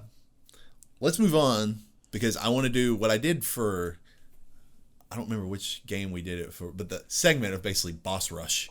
It was for Returnal, I think. Returnal, yes. Which soundtrack is right back there. I just got it today. So I'm going to go through, and this is a list of, well, first of all, there's like 150 bosses in this game. Jesus Christ. Technically. If you count everyone with a boss health bar. All the dungeon bosses. But this list, courtesy of Eurogamer.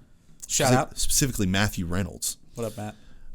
Has given us a pretty good list of condensed to just the most significant bosses in the game. Sure. The first little list is like the main like golden pathway bosses, and then other bosses that are deemed significant in some other way. All right. So we'll just go through these quickly. Do you want to? Are we scoring them? How do you want to do it? Just quick like impressions. All right. Cool. Like it, love it, whatever. Yeah. First off, it says the summary of the main bosses in order, and the first two is just one Great Rune Carrier and a second Great Rune Carrier, because that's how you have to get in they're optional to the capital which city. Which ones you do, right? But first off, if you go to Stormvale, the first big legacy dungeon, you first encounter Margit the Fell Omen, which I think is people encounter Margit first? Compared to what? Like, isn't Renala one of them? Technically, you can get to, like, by distance from the start of the game, Margit, not Morgott. Oh, sorry. I was like, I feel like Morgott was way later. Yeah. That's my so bad. Margit, who is Morgott, but we'll circle back to that. Wait, really? You didn't know this? I don't know if I did. Yeah, Margit the Fell Omen, who you fight that's stopping you from getting into Stormvale, is Morgott. Oh. And like Morgott's... Did they say that? Kinda. Okay. Maybe maybe I'm just blanking. And there's a lot of lore that we could discuss. Those were also like 60 hours and like 3 months apart from when I played it. So yes, because I had COVID and all that, and so it took me a while. You encounter Morgott in the capital, he's walking down with his big staff, the same one he fights you with at the beginning. Okay. But that's when he does the big like breaks it open, and it's a big like RGB gamer sword. Yeah, blade. That's the sword I use for most of the game. Yeah. So Margit, the first version that you fight, right? I'm which on board I now. think is a really good skill check. Mm-hmm. It's one of those that's in time most people are going to encounter him first. A huge health bar, so you're going to have to just learn the moves. Yeah. Figure it out. That's what I had to do. So it's a very solid early game skill check is the way I would describe it. Something that's interesting, and I think this boss, to FromSoft's credit, I don't want to sound like I'm critiquing him too much because I really like the game. This is a positive though. They do something really smart in this fight, which is introducing you to something that I think, if I had a major takeaway from the boss fights of this game, mm-hmm. it's hesitation. Mm-hmm. In this game, maybe more than timings. Any other that I remember, it's rearing back for an attack, or rearing back, what's the word? And then like waiting a second and then attacking, as opposed to just an immediate, same timing every time thing. And I remember specifically with this fight, there were a lot of those hesitation attacks. And that is a thing that carries throughout the rest of the game. So it's a really good introduction in that regard, too. That's a good point. One of the biggest tips I've ever heard for FromSoft combat is don't dodge the wind-up, dodge the swing. Right. So if you make it past Margit, go through Stormvale, you're greeted by Godric the Grafted. Right. Godric is awesome. This fight's really cool. It's a really solid... It's sort of a big enemy, but it is a humanoid enemy, like an axe wielder. It's humanoid enough, for my regard. And then has one of the metalist, transitions to a second phase of a boss of all time. Do you want to explain it? Cool. So once you've sort of gotten Godric, I think it's down to like a third health or close to that. Sure. He takes his axe, proceeds to lop off one of his primary arms, screaming. His primary arms. Because he's grafted a bunch of arms onto his back. Yeah. But he cuts off one of his normal arms, screaming like he's in like shrieking pain, obviously, the whole time. Yeah. Lops it off, and then there's a dead dragon's head in the boss arena that he proceeds to puppeteer with his arm stump. Yeah. And then it wakes up and starts breathing fire, and he says, "Forefathers, one and all, bear witness," as he sticks this dragon head up into the air and shoots fire. It's just awesome. It's really cool. I love this kind of stuff. It's so nerdy, but it's great. So proceeds to add like a lot of ranged fire attacks to his arsenal at that point, which do suck to dodge, especially if you're trying to stay in close. I played that phase very safe to beat him and was like retreating and then going back. Yeah, he was a very in-out boss for sure. Godric to me is a great cinematic, not too difficult to learn, but packed a lot of firepower. Nah. No pun intended. But a really, really solid, first big boss. It's really good. When you get to the second legacy dungeon, which is the Academy of Raya Lucaria, right? Okay. In the middle of Liurnia, there's so many words. There are. That's what I have trouble tracking. Is like the proper nouns in this fucking game are insane. There's so many, and people are like, "Oh yeah, were you in this area?" I'm like, "I don't know. Yeah, I'm in the swampy area. Tell me if I'm there." The sort of mid dungeon boss in the Academy is the Red Wolf of Radagon. If you recall, this big wolf with like a sword. Like in my first try, I hated this boss for like the first 2 times. I'll look him up because he has a small health bar, but he's so fast and does a ton of damage that like if you're not equipped to handle that, he will just murk you. Like, and I did not like. Yeah, I remember this fight. But the time when I was like, okay, cute sword doggo. Once I think I was maybe, and for those who know this game, I was using a semi-broken build unintentionally. Okay. The bleed build with the I forget the sword, but it's like a jagged blood sword. Okay. But I could hit him with the special move like 4 times and he was dead. So it was sort of just a quick, just like, oh, you're annoying. I find this boss pesky more than anything. Interesting. I don't remember it that well. I guess I got lucky with getting through it, but it was fine. And then that leads to Renala, Queen of the Full Moon. Cool fight. Very cool fight. I like this fight. And deceptive because it starts off as though it's one of your classic FromSoft ganky, like kill the NPC or kill the minions to get to the main boss. Right. But that's just the first phase. Yeah. And then it transports you to this big, it's like Rom the Vacuous Spider. Exactly, like Rom. There's a lot of arenas in this that are like Rom the Vacuous Spider. And then Renala is a magic heavy boss, which is kind of unique for how much magic she uses. Yeah. And it's a really cool, but She's one that if you rush her and never let her back off, you can kill her pretty fast. Oh, really? Interesting. You just never have to give her space. Huh. I struggled a little bit with this one. She's not easy. Well, this was the first time I had really encountered summons. Sure. And which I guess is a good thing because I ended up using them a lot. Yeah. But yeah, the fact that I'm like, she can summon a dragon? Yeah. What the fuck? So that was really cool. It did, I will say the first phase, because I don't know, this probably took me like 15 tries, 20 tries maybe. The first phase began to be annoying. It is. Because it was like, all right, this part's easy. We know the gimmick. Let me just get through this really quick. But yeah, it's a cool fight. I like the cinematic nature of the second part of it. And I like her as a character. Yeah. Next part, if you go to the next legacy dungeon that you could get to, is Mount Gelmir. That's the volcano? So that's the volcano. Yeah, okay. So I don't know proper nouns, but I know what they are. And you get to Volcano Manor. Yes. You get to the mid-level Love Volcano Manor. Volcano Manor. Volcano Manor as a setting that area is so really cool. Especially if you don't know what you're getting into. Yeah, I had no idea. You're like, because for me, it was like, there's this mountain. I'm going to go and explore it. Yeah. Did not expect at the very center to be a like gothic mansion enveloped in lava. Like, it was so cool. Did you join the volcano people? I did too. I was so hyped. I was like, yeah, I'll do it. Why not? Let's go. The mid-level boss there is the Godskin Noble. Oh, God. So the fat of the Godskin pair. Here we'll talk about them. Oh, fuck me. But I hated the Godskin Noble to the point that I found a glitch and beat him that way. You cheesed it? Yep. Oh, wow. Oh, I did it straight up, but it was hard. I could have just thrown myself at it long enough, but I was like, there was a glitch where if you got just close enough to the fog door to interact with it. Oh, I've seen this in the speed run. But you didn't go any closer and you just walked in. Yeah, he like never spawns. He just never moves. Right, he's just sitting there. So you can just go well on him. So I did that. And then the main boss of Volcano Manor, I did it legit and it was annoying, is Rykard, Lord of Blasphemy. Now this is the giant snake, right? Yep. It goes from the god-devouring serpent in the first phase to Rykard in the second phase. Right. So cool. This is my. I've talked ad nauseum now about my distaste for Yorm. Yeah. The Stormbreaker, which is the fight that you need a special weapon to beat him. This is a fight where you need a special weapon that is cool because it's still hard. Like, it's not like it's just with Yorm. It was like, oh, it's like 3 hits and you win. This is like, no, it's still a challenge. They're just giving you a specific weapon you have to fight him with. Yeah. And yeah, that fight was really fucking cool. I still don't know. I feel like there are some of these bosses that, not that you get lucky, but that you kind of, I guess it is kind of a luck thing where there's that one attack that he does that it like starts raining skulls. I don't know how I survived it. I have no idea. Like, if you asked me, hey, how'd you do that section? No idea. No. I just kind of rolled and hoped. I think is what happened there. So yeah, that's one of those that I would be kind of scared to do again. One of the aspects of the weapon is that if you use the charged attack of the weapon, it automatically stuns him. Yes. So you can avoid that move if you stun him in the proper during cadence. The summon, which is I think how I eventually beat him. But I just think his voice is funny. And now we get to the gods. Oh yeah, what does he say when you die?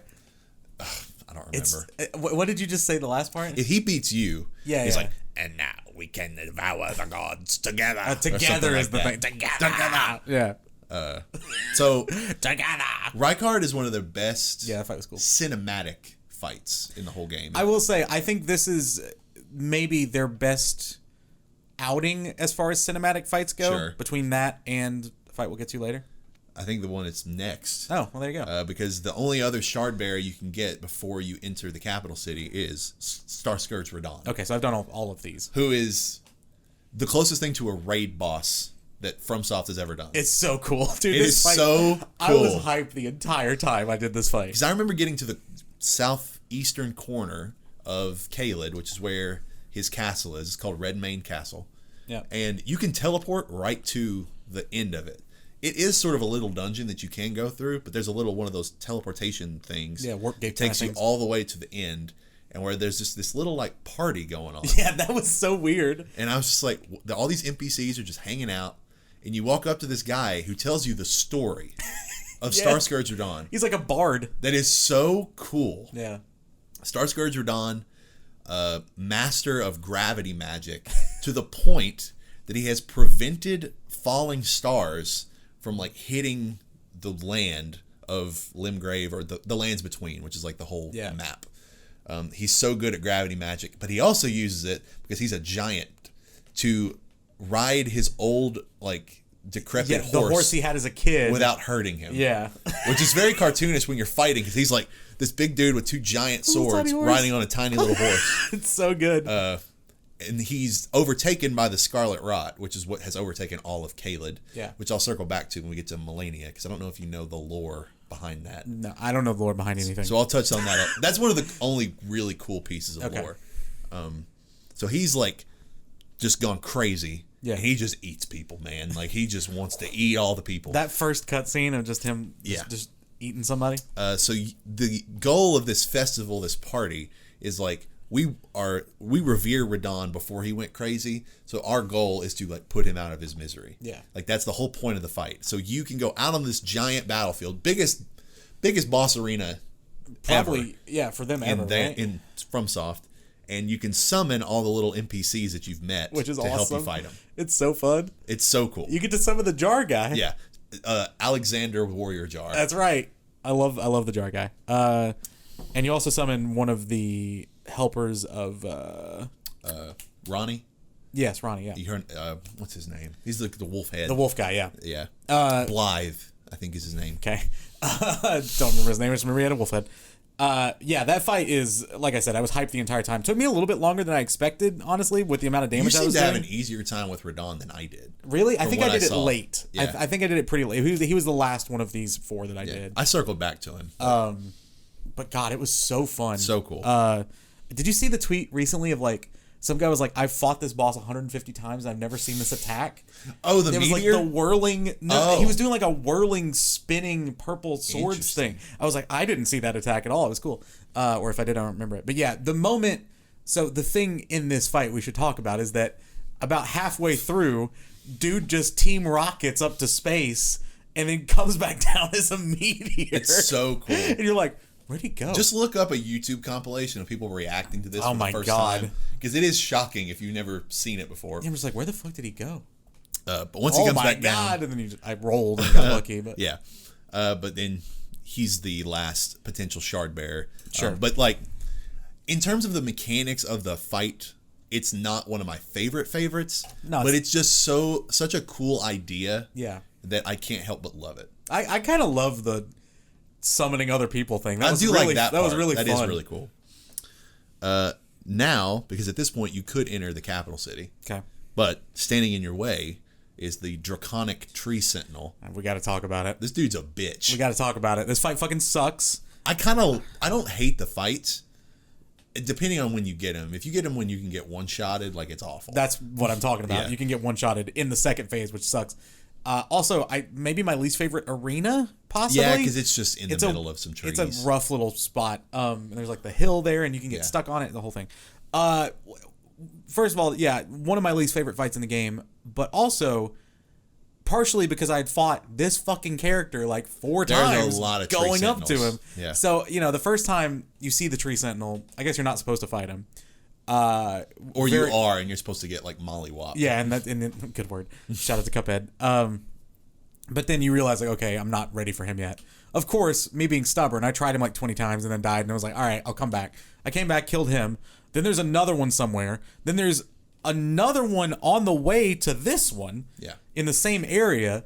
And so I'm like, I fought this guy 4 times. There's the pair of them. Oh, that's right. I avoided that fight, I think. Which you can. Which is maybe a little bit of redeeming, that you can go past some of these without fighting them. But I'm just like, God, I'm so tired of this fucking Tree Sentinel character. But yeah, that one's rough. It's a very hard fight because he has a lightning attack that is still, I'm not exactly sure how you dodge it. It seemed kind of random. You have to roll in a very tight window. Well, I was on my horse, so I was like, yeah. You either have to. I kept timing it by jumping in the very specific time, but it sort of worked, sort of didn't. So yeah, that's probably my least favorite fight. Yeah. Not my least favorite fight in the entire game, but one of my least favorites. I like the lore because it's like the Golden Order, which is sort of the rulers of this capital city. The Tree Sentinels are like the sort of generals of the Golden Order. So that's why there's a lot of them. They're protecting I get why they're there. Sure. But obviously, mechanically, it's annoying. Yeah. But yeah, it's a whatever fight for me. Once you get into the capital, the sort of mid-level boss is the Shadow of Godfrey, which we can maybe just save for talking about Godfrey proper, if you like. To me, Shadow Godfrey almost felt different than Godfrey. It's a little different. It's probably like a reduced version of his moveset. Shadow Godfrey was not hard. No, not really. That fight's pretty easy. But yeah, we'll talk about Godfrey later. It's like a reduced version. The final battle of Leyndell, as it first exists, is Morgott, the Omen King. I love this fight. Morgott is awesome. I love the sword. It was my favorite weapon for a long time until I switched it toward the very end of the game. The bleed it does, the weapon art that it does, which he uses too. I'm describing the fight and the weapon, but just the way he moves is really cool. I love, my favorite thing in these games is when an enemy is humanoid-esque, and that doesn't mean a lot. Yeah. But I don't like fighting like dragons. I hate fighting dragons. I don't want to fight a dragon. I just have to. Yeah, I don't love the dragons. I just have to hack at its leg and hope that it doesn't land on me. Whatever. This fight is another one of those humanoid-esque fights. Yeah. Where he's at least small enough that you can keep him in camera the whole time. And just the way the sword moves, the way he moves, I really like this fight a lot. Yeah, and I love the lore of him. Okay. And he's the Omen King because the horns on his head. Yeah. He's really messed up in the head. Yeah. Omens in this game are just these it's almost like a birth defect. Okay. So if you're an omen, you've got these horns growing out of your head, and they're like. Godfrey is his father, I think is the way it is. Okay. So he's sort of like in line to be like leader of the Golden Order or whatever. Yeah. But because he's an omen is like a shameful thing. Gotcha. So he's like a bastard. Yeah. So they bury him deep below. Like if you ever went into like the catacombs of Leyndell, him and his brother, Moog. If you ever did you encounter Moog? No. Oh God. Then you missed one of the most insane fights in the game. Really? Yeah. So we'll talk about him. Okay. But Morgott and his brother Moog. Were like both omens. Yeah. Moog, because he was like sort of shamed by his family and the order, like rebels against them. Morgott is still loyal. Right. And like he's like, I know I'm like sort of, not worthy to be the protector of this order, but I'm gonna do it anyway. Right. And once everybody else dies in the order and you're sort of coming at it, he's like, I'm still here. Yeah. So he's sort of like, in spite of being sort of the black sheep, he's still protecting the Erd Tree, which I think is really cool. Yeah. And his moveset is so diverse. It is. He does all kinds of crazy shit. Attacks. AoE stuff, good delayed swings, like all that kind of stuff. It's just a really quintessentially good FromSoft. Yeah, it's a good fight. Once you progress past Leyndell, you can get to the Mountaintops of the Giants. Yep. Where you fight the Fire Giant. This fight's whatever. It was fine. It's kind of annoying. It's one of those that I don't like the fights where I can be on my horse as much as you could be during this fight. Yeah, I was on my horse the whole time. I was on my horse a lot. Yeah. And that it's not mechanically as interesting. Yeah. You're just riding around in circles and swiping. It's the giant fights. I don't care as much. Yeah. Once you get past the mountaintops, you get transported to the crumbling Farum Azula. Yep. The mid-level boss of which is the Godskin duo. Fuck me. Yeah, which is far and away the worst fight in the game. Yeah, it's just bullshit. It's a bullshit fight. So, well, first of all, you can encounter the other part. So there's the Godskin Noble and the Godskin Apostle. Is that right? So the Godskin Apostle you can encounter a couple of different places. I think I'd fought him twice. Before the Godskin duo. So, that's right. Because you can fight him in the Midsummer area. Yeah. And then you can also fight him at the bottom of this tower I found way too early that is, like, totally optional that you, like, platform down a bunch of platforms and stuff. But then once I got high enough level, I went back. And, like, to the point where I had memorized every attack he did. Like, I knew him, like, the back of my hand. But then you fight both of them. And not only do you fight both of them, they fucking respawn. Yeah, It's ridiculous. And so this is when I first found out about something that I would come to love, which was the Mimic tier. Yep. The Mimic tier. Which is a boss I'd already fought, but just didn't mess with the Ash. Yeah. So that fight is actually really cool too. When you fight the Mimic tier, it's just a version of you. So it's like a shadow fight in like a Zelda game. Yeah. Like when you fight Link in, I think it's Ocarina. When you fight yourself. So it's that kind of thing. But then you can find the summon that basically summons a second one of you, obviously controlled by the AI. So that can lead to some weird results. But, it's a second version of you, and depending on how leveled it is and how much health it has. So I found that, and then eventually I was struggling so much with this fight still that I found that you could summon what's his name? I don't remember the exact NPC, but there's an NPC you can summon right outside the boss door. Right, which is like one of the boss doors. That is the more hidden boss door. Oh. The regular boss door, he's not there. Oh, you have to didn't know that. So you went the back way. Yeah. So I didn't know that he was there until I started like doing some light asking. I'm like, is there anything I'm missing here? And somebody was like, there's another way in and you might find something there. I was like, okay. So I found that way in. Interesting. And that's where you can summon him. Because to get your way in, you have to like drop down a staircase and like drop down a couple platforms. Yeah, that whole little building is very labyrinthian. Yeah, so the other way is just like I don't know if it's the main door, but you know it's the other door.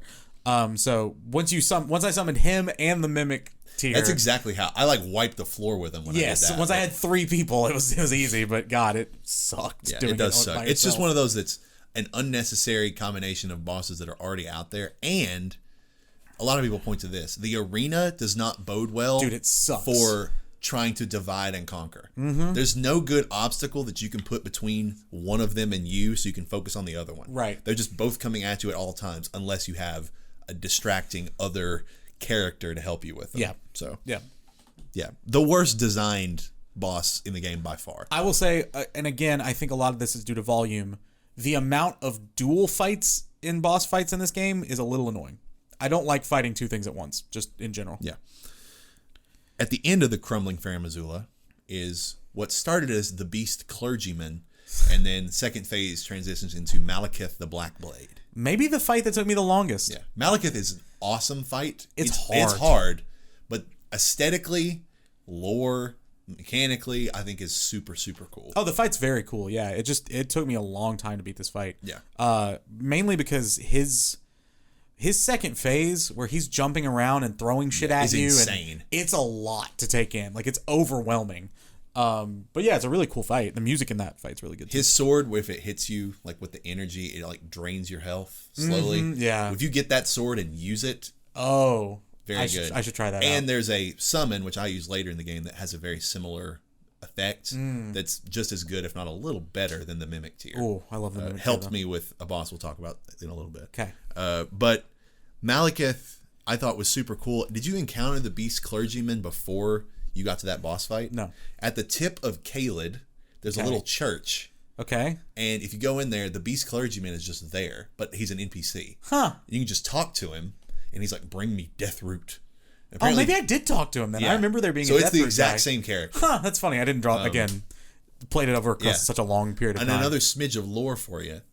Malekith is the shadow for the girl, like the lady, the girl, the queen, who's like the main thing. Michaela?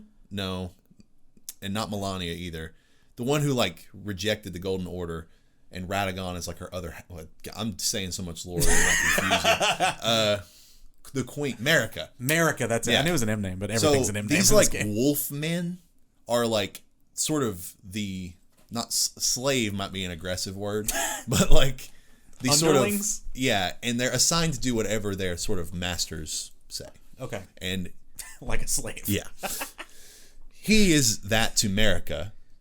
Blythe, the wolf man that helps you fight Starscourge Radahn, is that for Ronnie. Ronnie, right. So there's this like race of wolfmen that are just sort of assigned to these people who are like godlike beings. Okay. Which I just think is another interesting thing. Yeah. Once you fight Malekith, you can go back to Lane-Dell, which is now covered in ash because you've burned the Erd Tree. You can uncover your friend from back in the what's the like sort of safe place, the Round Table Hold. Oh, yeah. And there's the nice guy always back there in the corner studying. This guy, yeah. Sir Gideon Offnear. Dude, the all-knowing. The Gideon fight's awesome. I love that you fight him. And I love that he's just like, at first he's just standing there. He's just like monologuing at you. And you can just walk right up to him and start wailing on him. I think I did, yeah. There are some people who do this insta-kill move just while he's talking to you, which I think is funny. It took me like several times of this fight. Really interesting. Because his magic is OP if you let it hit you. That's true. He does have, and I know this now because I got told this after the fact, but like he does moves from every boss you fought or something like that. And if you go and tell him about the bosses you fought, those are the spells and shit that he uses. Oh, that's cool. He's like asking you, like, tell me more about this person you fought. And then he uses their shit. It's a really cool idea. Yeah, I didn't know that. So, he had so little health that I just melted him. You can melt him.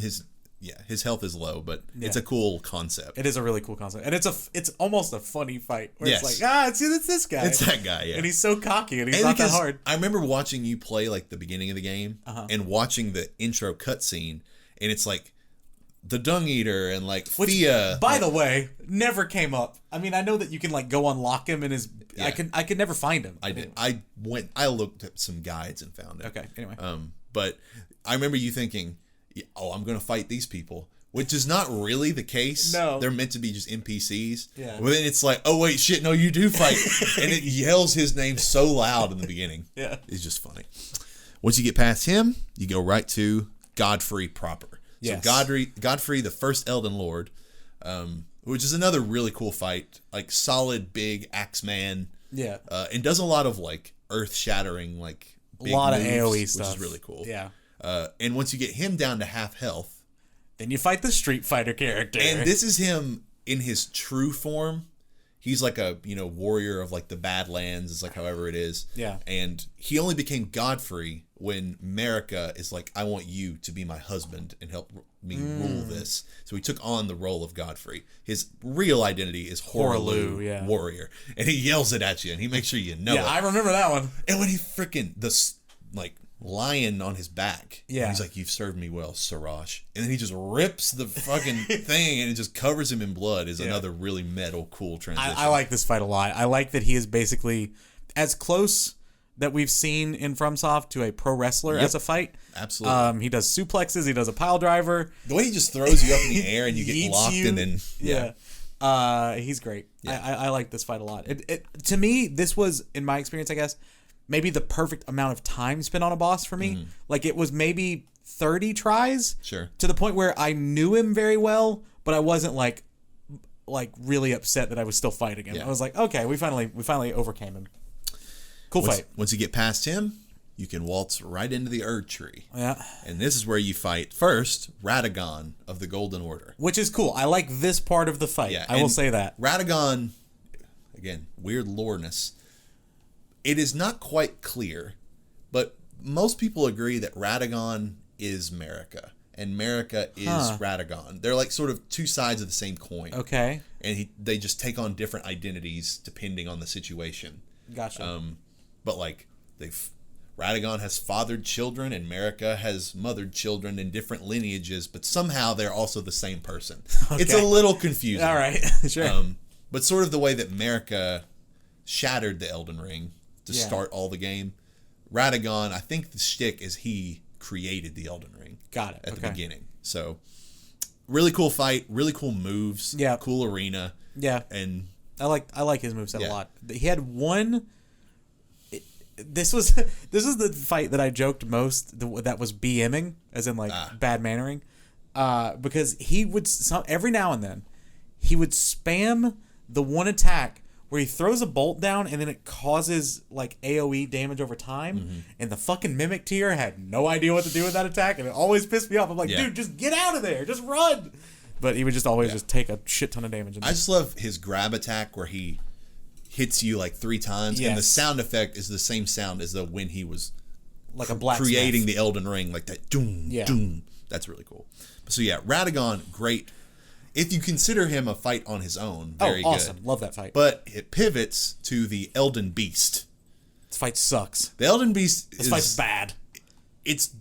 I don't love it. It's weird. That's as close as we'll get. Yeah, and it's a cool sort of, I like the idea. It's very pretty. It's very pretty. I don't necessarily love the idea. I was just like, oh, now it's just this creature. Yep. Like, it's Radagon to me was a more significant final boss. Yes. Than or the even Elden like Beast Horaloo would have been a cooler final boss. Sure. Yeah, it's just an amoeba. It's just this big ambiguous like the thing. faceless dragon fish. Yeah, thing, it's just weird. Who spams you to no end with these projectiles that are very difficult to deal with. I fucking hated this fight. Like, it's just, and I kept saying too, I was like, it's pretty, but it's not fun. No, it's not a fun fight. You just kind of have to endure it and do as much damage as you can and get out and roll around and try to heal, and it's just like, it's just not a fun fight. And this is the one where if you get the summon that's one of the black knives whose blade does the same sort of health draining thing as Malekith's. Yeah. comes in such handy in Oh, this I'm fight. sure, yeah. Because you can hit him with like a projectile from a mile away that does a good chunk of health. So as long as your mimic stays alive, it's just whittling down. Yeah. And you don't have to do that much. But yeah, Elden Beast, a little bit of a letdown compared to if they'd have just made Radagon a little bigger and more significant. Yeah. So that's all the main bosses. Okay. There's a little list of other sort of significant bosses. Just quickly. Sure. What was the weapon you used for the final stretch of the game? The bloody, it's that jagged blood sword. Rivers of Blood, that's what it's called. That's a cool name. And I actually was dual wielding Rivers of Blood and an Uchi katana, so I had like... I should have dual wielded more. I had basically a katana in both hands. Yeah. Which is very me. So I went with the weapon that was at once the broken weapon, which was the frost pickaxe looking thing. Because I started with, I did the regular sword, whatever you spawn with, and then I did the one, it's like the rapier that you get that's already +7 or something from somebody. It's like an NPC gives it to you or something. Sure. So I used that for a while, and then I used Morgott, I think, right? Yeah. Morgott's sword for like probably like 60% of the game because it did just crazy bleed. But then by the time I got to Malekith, for some reason I was like, well, the only other sword that I had leveled at all, or the only weapon I had leveled at all, was that little axe. Yeah. And I was like, I remember the weapon art being cool of like the stomp with the freeze. So I was like, I'm just gonna use. Oh, the reason I switched was because the bleed wasn't doing as much to Malekith as I thought, and I was like, okay, maybe it's like Pokemon rules, where it's like if Frost is blue and his attacks are red, maybe that works. There is some like weaknessy type stuff. I'm sure there is, and like so I was like, all right, fuck it, let's try this, and then the freeze stomp is like so good. Yeah, I love it. So other bosses, these are bosses with trophies. Okay, so a good way to deem them significant. Yeah. The Ancestor Spirit, the big like elk thing in the rivers. Did you fight one of these? Nope. This is not a hard fight. Did you ever go down near where the Mimic Tier was and just find the dead body of a big like elk thing? Yeah, I have one of those heads, or I have like the hat from it. There's a way that you can basically make that into like a boss fight, and it transports you to this little arena that's very like serene. Okay. And it's sort of like you're hunting like a majestic animal. That's literally the vibe of the fight. That's pretty cool. And it's like hopping around in the air. It's a very cool vibe of a fight. The fight itself is not that interesting, but it's a cool little one-off. Did you fight Estelle, Natural Born of the Void? Don't think so. Giant skull attached to like a big serpentine body with like claws on its face. This fight is weird. If you go deep down in one of the rivers, you can end up at this place called the Lake of Rot. Okay. You think Caelid is bad for poison lakes? This is the poison lake of the game. I think I briefly ended up there, but I think I left. And if you persevere, you can get to this boss fight called Estelle, and it's basically, people say it's like a fallen star gone wrong. That's just this creature that does a lot of like crazy magic shit at you. Yeah. It's a pretty cool fight. If you get past it, you can go up an elevator to like where like Ronnie's like church is, but in like a different spot that's only accessible from this place. Gotcha. So it's like a little small bonus area. Gotcha. The fight looks cooler than it is to actually do. Got it. Okay. Is how I would put it. Commander Nile in the middle of Caelid, this little arena. Don't think so. Or no, wait. That's Commander O'Neill. They're two different ones. I don't think I've fought either of these. Commander Nile is in Castle Sol in the mountaintops of the Giants. To get to Melania, you had to fight this guy. Oh, I did? I think. Because he like summons these two like warriors to fight with him in this little castle. Oh yeah. I fought this guy. Yeah, That's Commander He does like Nile.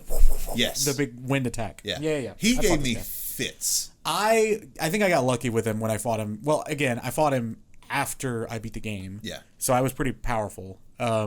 But yeah, he was tough. Yeah, he gave me fits because he hits hard. I found there's this item that lets you turn summons against the summoner. Oh, that's cool. So I turned both the summons against him, and that got him like half health down, just those two. That'd be sick in the Renala fight. So I think that's a good fight, just one that I was like having a lot of trouble with. Sure, yeah. Did you fight any of the Dragonkin soldiers? Gotta Google. They're sort of like these big... Do you remember in Dark Souls 3, the brothers... and there's the one that like crawls around with a sword. Yeah. It's almost like him, It's like a big version of that, except not nearly as hard. I think I fought the one in Noxtella. In Noxtella? I'm yes, pretty that's sure the one I fought fought too. Yeah. There's another one somewhere. Interesting. Okay. This is one of those kind of one like of those. throwaway. It's fine. It was whatever. Did you get to Dragon Lord Placidusax? What did you just say? I said Dragon Lord Placidusax. Is that all one word?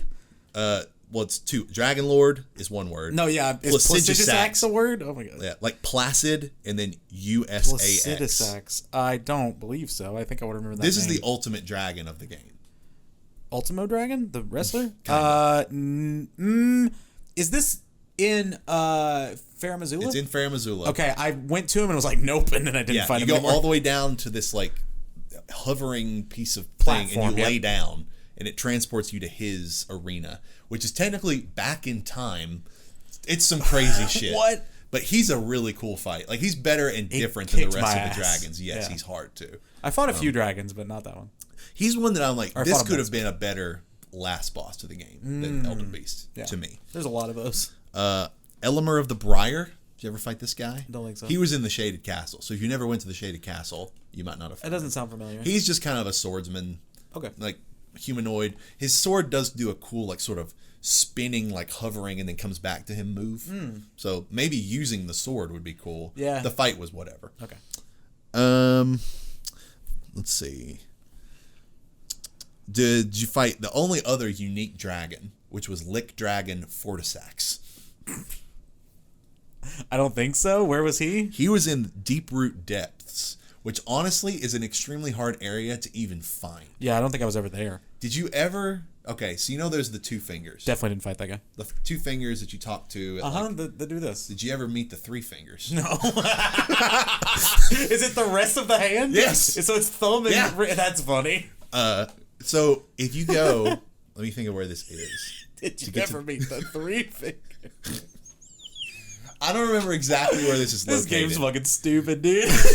But there is this really stupid platforming challenge down this huge pit.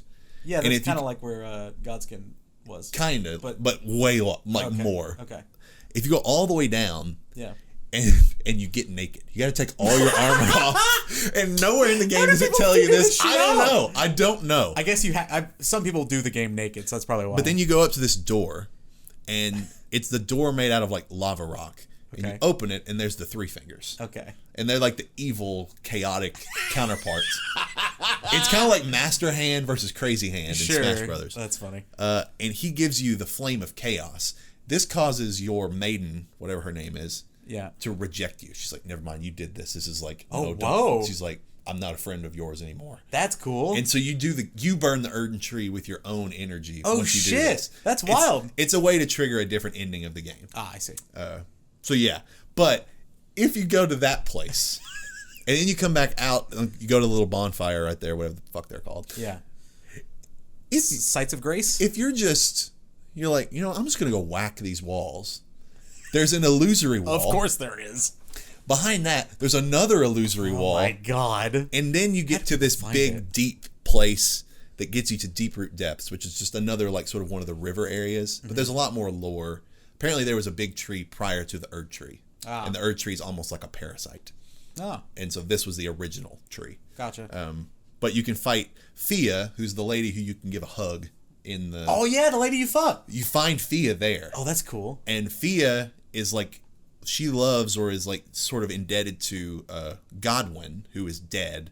Godwyn is like the firstborn of the Godfrey lineage, whatever. Okay. And Ronnie betrayed him and had them kill him. There's just so much. There is a lot. But you find Fia there, and if you do a little bit of a quest with her, you can fight this dragon that gets you a different ending of the game if you want to do it that way. Gotcha. Wait, if you got to... when you get to the Farum Azula, do you remember walking across a big long platform and then this giant lightning dragon just shows up? Yeah. That's Lick Dragon Fortisax. Oh shit, that's cool. So you can fight him in a proper boss fight. Got it. Okay. Anyway, you must have fought Loretta, Knight of the Halig Tree, on your way down to Melania. Just another version. Oh yeah, that's the tree one. sentinel like boss, Yes. but with more magic. Yeah. probably the best iteration of the Tree Sentinel formula. That fight wasn't that bad. It was good. I liked it enough. It was fun. There's all the magma worms, which I hated. Don't know that I fought one of those. It's sort of like a really like messed up looking dragon with like a scrunchy face. I guess you don't have to fight one, but I did fight one of them. Yeah. Let's see. They're the ones that like slide to you, right? Yes, yeah. exactly. Yeah. There's the mimic tier, which you said you fought, which is a cool idea. Cool fight. And then there is Moog. Yeah, I didn't fight Moog. So if you never fought Moog, Moog is probably the most. Moog or Melania are kind of tied for most significant optional bosses in the game. Okay. Moog is brother of Morgott. Right. And it's Moog, Lord of Blood. Cool. So Moog has his own little area in one of the rivers. Okay. But you don't get there through the river. You get there through a random portal in the consecrated snowfield that just takes you there. Okay. You go up his temple. This is the best farming soul spot in the game. Nice. Okay. But you go up and so Mikola, who you never encounter in the game, but Mikola's Halig Tree is the location. Yeah. Mikola is Melania's brother. Okay. Mikola was supposedly like the purest like potential god of all of these like demigod siblings. Moog, being the little rascal that he is and rejecting the Golden Order, this is where the lore gets a little messy. Okay. Moog wants to basically become the spouse of Mikola. Mikola, eternally a child.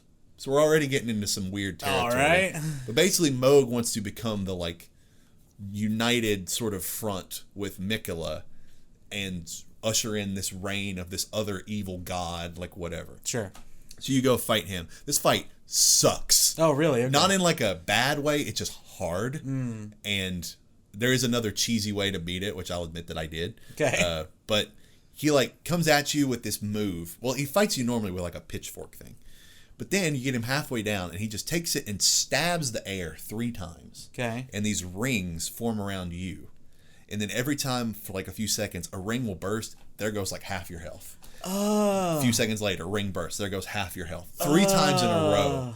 It's brutal. That's awful. And there's an item. Of course, there's an item that will help you stop it. Of course. You know, it's an insane fight. So I suggest I don't know that I suggest you go back and find him, but you look up Moog because it's a crazy fight. Yeah, I might go back.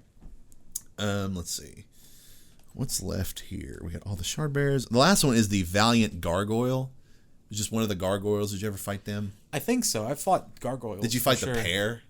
Yes. The pair sucks. That's one I fought because that's part of Ronnie's quest, I believe. Yes. I fought those and then like kept dying. This was before I used the mimic tier or anything, and I've never gone back. Yeah, I that did fight not like that fight. Is not fun. I don't like fighting Tua stuff. Well, there are a couple things we didn't touch on. Sure. That's the end of the significance list, but there's definitely others. Minor Erd Tree. There's like all of the 50 of them. Erd Tree avatars, whatever. Yeah. Those are pretty fun. They're very easy once you know them. But the one in Caelid gave me such a fit for a long time because that stupid blood rot attack it does. And it's a little different than all the other ones, I guess. And there's another one in Mount Gelmir that's actually different because it's like a serpent of some kind. Oh, interesting. I don't know if I fought it or not. Yeah, that one sucks too. But that was the main thing I thought of. I'm trying to think of other. I mean, I actually really like a lot of the Everjail fights. Yes, those are cool. And the Everjail is where you get the black knife guy that I was talking about as a summon. It's the one if you beat Estelle and go up to Ronnie's little church place, he's up there. Gotcha. So that's a bonus for getting up there. Yeah, all the dragon fights didn't do anything for me. Especially because sometimes you would get them to like half health and then they'd fly away. Yeah. It's like, what was the point of that? I'm trying to think of other. I feel like there were a lot more fights. Soldier of Godric, the very beginning. If you go through the little tutorial area. Oh, that's right. Some people have memed that like, oh, this is the real hardest boss of Elden Ring. I did that, but only because someone was like, you didn't even go to the first boss. I'm like, oh, we didn't talk about Melania. Oh, right. Yeah, I figured we were saving that. So, yeah, I've not finished Melania, but I've only done her about 10 times, and I got to her second phase like 3 times. Yeah. Easily my favorite fight in the game because it is just Lady Maria Part 2. Pretty much. Lady Maria is my favorite fight in any FromSoft game ever. And her second phase of turning into a naked winged hair butterfly thing is incredible to look at. It's so cool looking. The only thing I don't know, so I figured out that with the axe I use in that stomp, it like staggers her enough to where she doesn't get an attack off. Yes. So if I have me and the Mimic tier just doing that, it can like drain her health. Staggering her is critical. Yes, it is. So we should explain, if you've not seen Millennia, but maybe you've played the game. Is it Millennia or Millennia? Well, I just say Millennia. Or Millennia, maybe. Either way. Anyway, Malenia. Yeah. She is unique in the fact that she doesn't have a huge health bar, but every time she hits you, she gets health back. Every time. It's the first time you encounter it, like, at first I was like, is she healing herself? And then I realized what was happening. I was like, oh my God. So yeah, it's way more about dodging attacks than most fights. And it's also, like about getting some sort of way to like stop her mid-attack. And there is one move of hers. This is the thing I haven't figured out yet. Specifically bullshit. And I will say, like, it's the only thing that keeps her from being a pretty flawless boss. She has a move called the waterfowl dance. Is that what it's called? That's what it's called. It's the one where she goes up in the air, holds yeah. her sword for a second, and then hits you with like 3 volleys Yes. of attacks that are just swipe, swipe, swipe, swipe, swipe, swipe, swipe, swipe. Yeah. Every little one of those individual swipes, if it hits you, heals her. All of them. Oh, wow. I didn't know that. So that. it can heal her like 15 times. Wow. So if you don't dodge this properly, well, first of all, you're dead. Yeah, it's gonna one-shot. There is a very specific pattern of dodges that you can dodge it completely. People also found there's some just throwable object that when she floats up like that, if you hit her with it, drops her and she'll just go out of it. So that's a really clever way to just that dodge might be the what whole I thing. do then. Yeah, because that's the only thing that's giving me trouble. Yeah, and I don't remember what the exact item is, but yeah, and then like you said, the transition once you get her to half health, she becomes the goddess of rot. Yeah. No, you kill her full health bar. Right. It's a double health bar one. Right. But same idea. And she becomes the goddess of rot. This is where the lore with Radon sort of comes back in. Okay. Whenever the Shattering happened, the Shattering is just the big war that created all this chaos. Yeah. All the demigods basically start volleying for position. She fights Radon. Okay. It's Millennia versus Radon. All right. 1-on-1. And they're arguably like the 2 coolest, biggest, strongest, whatever. Yeah. And they fight to such a standstill that her only recourse is to basically activate her like goddess of rot mode. Yeah. Caelid was basically just like Limgrave until she basically sets off a scarlet rot nuclear bomb. Holy shit. And that's why Caelid is this red, overgrown, poisonous area. It's that's because pretty cool. She made it that way. Yeah. Which I think is a super cool lore thing. And she's cool. obviously what caused Radon to become the sort of psycho beast that he is. Yeah. Probably my favorite bit of lore in the whole That is a really cool bit of lore. That's cool. Yeah, she's amazing. I love that fight. It's beautiful. If there's no other bosses, I'll very quickly run through the endings because there's 6, but there's only like 3. Okay, I've seen 1. There are iterations. Let me see here. All right, the Age of Fracture. This is the standard ending where basically you beat the Elden Beast, you become the new Elden Lord. The status quo kind of remains the same. I think that's what I got. Yeah, if you don't do any of the special weird stuff, it's what you'll get. Okay. Then there's the Age of the Duskborn. Okay. This is if you do the Fia quest line. Got it. You beat Lake Dragon Fortisax, and it's sort of, let's see. That name. You use a mending rune of the Death Prince. The Death Prince is Godwyn. Okay. And instead of the status quo staying the same, a big like sort of fog like overtakes the lands between. And Fia's whole thing is that she is sympathetic towards beings that are in between. They're in like purgatory. Okay. And because of Godwyn was killed in the certain way he was, he's in sort of purgatory. So this is sort of you becoming the sort of ambassador, leader of these beings that like, I'm going to help these people. Sure. Sort of stuck in between life and death. Okay. So a good sort of like middle of the way, good, bad ending. Yeah. Then there's let's see, the Age of Order. This is the one, did you ever meet Gold Mask? Don't think so. There's this dude with just this mask that looks like the sun who's always looking at the Erd tree and he's just standing there. And you go talk to him and there's this one like psycho disciple of his that's just constantly following him. And it's like every little twitch of his finger means something significant. And he's just watching him and just like, oh, he's trying to tell us something. Yeah, that's funny. And he gives you a rune called the Rune of Perfect Order. And this is like a similar one where it kind of leaves the status quo like intact. Let's see. The Age of Order thus, this is a quote from Fextra Life, which is like one of the big good wikis for all of these games. Okay. The Age of Order envisions a new age of stability, where there is no more conflict brought upon by the fickleness of the gods, no better than men, which was, quote, emboldened by the flames of ambition. Very philosophical. It is, yeah. But those 3 endings are very minor in difference. Sure. They all end with you sitting there on the throne. Your objective is just a little different. Right. Oh, and there's one more that's kind of like that. And this is the Dung Eater's ending. Okay. So if you go through the Dung Eater's quest, you get the Blessing of Despair ending. You use this rune, and the Dung Eater is this psycho crazy guy who basically wants to spread his disease to like every living being. Right. And basically that's what happens if you become the Elden Lord in this ending is like, oh, you're just propagating this crazy, weird disease upon the whole lands between. Okay. So that might be the evilest ending. Sure. Then you have the 2 genuinely different endings. The ending that I got first, which is the 3 Fingers ending. Oh, wow. Because I looked up a few things, but I was like, this is clearly the most like out there ending, so I'm just curious. It's called the Lord of Frenzied Flame. Okay. You meet the 3 Fingers, you get the Frenzied Flame, you burn the Erd Tree, blah, blah, blah. When you become the Elden Lord, instead of going and sitting on the throne, you basically channel the Frenzied Flame, which did you ever encounter the enemies that gave you like the yellow status that's kind of like crazy? Yeah. This is like, that's where the Frenzied Flame's like energy is. Okay. That's what it is. Basically, this crazy looking black hole of like this yellow energy just sort of becomes the new like sun. Whoa. And this is just the pure chaos ending. Okay. So it's basically like, instead of aligning yourself with any of these factions that have come up, it's just like, screw that. Chaos. Every man, anarchy for themselves. Right, right. I'm just going to become that. But your maiden, who's again, name I forget, there's a little clip of her basically vowing to like stop you. She's like I'm the enemy of the Frenzied Flame, which is a cool ending. So it's the chaos ending. Yeah, that's cool. And then the last ending is the Age of Stars, which is Ronnie's ending. Okay.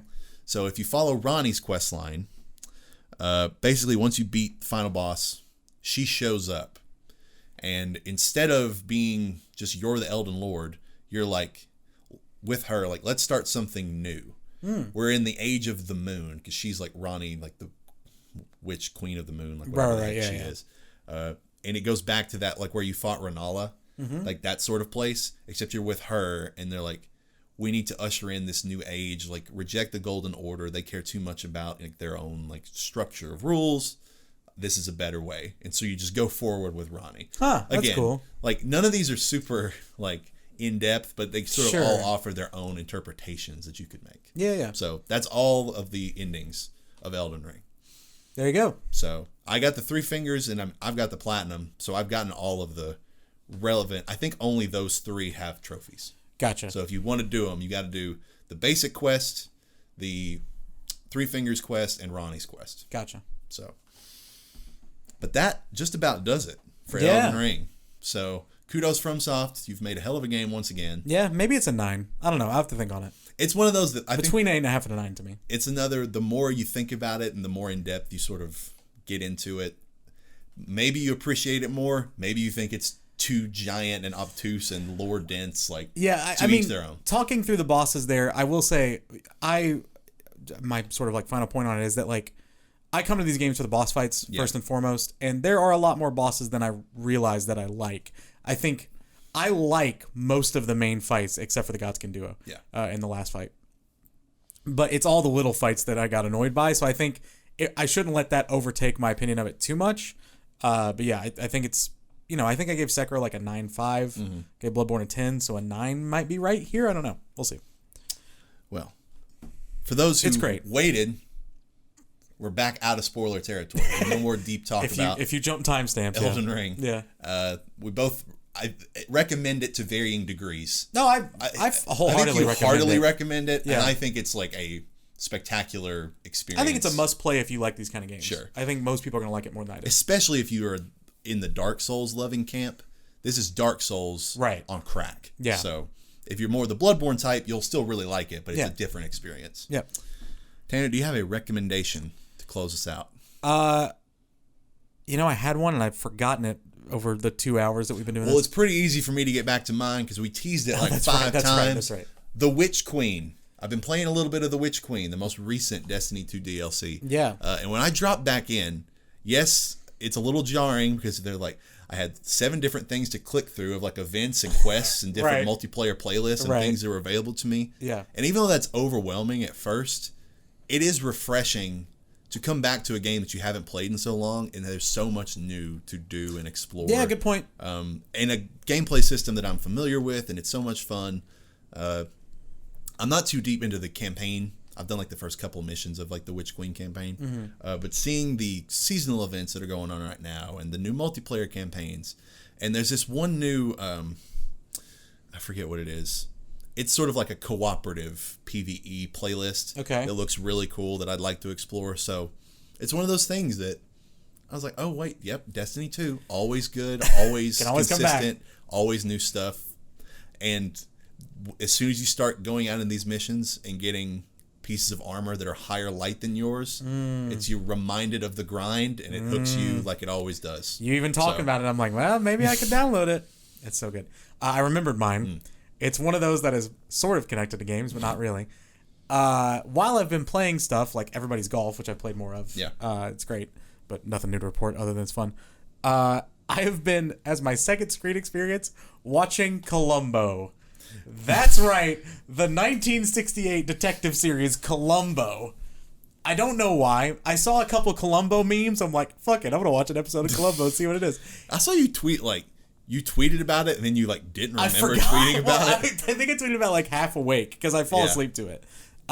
So Columbo is it's Law and Order but with more charisma, and it's in the 70s, so it's cool. Like it's funny to just go back and look at the way things looked, and Columbo is just like this clever little guy, and he's like, you don't think he's so unassuming. That's the thing. All the criminals always don't. They just assume he doesn't know what he's talking about, but he does. You're talking like me. You're like rambling the way I normally do, talking about random bullshit. Dude, fucking Columbo's great. He's like the hallmark Columbo move is like. Already, I'm like 4 episodes in. Yeah. Each episode is an hour 16, by the way. They're so long. They're like little movies. But he'll be like leaving and be like, oh yeah, that's all. I don't have any more questions. He's like, actually, one more thing. You said this the other day, and then the people are like, oh no. He always catches them off guard, that Columbo. It's just a really fun like second screen, just dumb background noise show. I've been using it while I play games. That's my excuse. So that's going to be your, instead of a podcast game, they're going to be known going forward as Columbo Games. That's a great trademark that we need to remember. Yeah, Columbo Games. That's pretty good. Columbo Games. It sounds like a like some sort of Olympics. Like, oh, welcome to the 25th annual Columbo Games. Or some sort of really niche like indie dev. We are Columbo Games. Here's our co-op story-driven PvE, puzzle game. We don't. Whoa, that's a wild game. We don't have any double tap merch. We should just make Columbo Games. Columbo merch. Games, just a pocket tee with Columbo CG Games on it. Yeah. Well, I hope you folks go out there and you play the Witch Queen and you watch Columbo, and then kill some time and enjoy yourself. Hell yeah. Until next time, though, we're tapping out.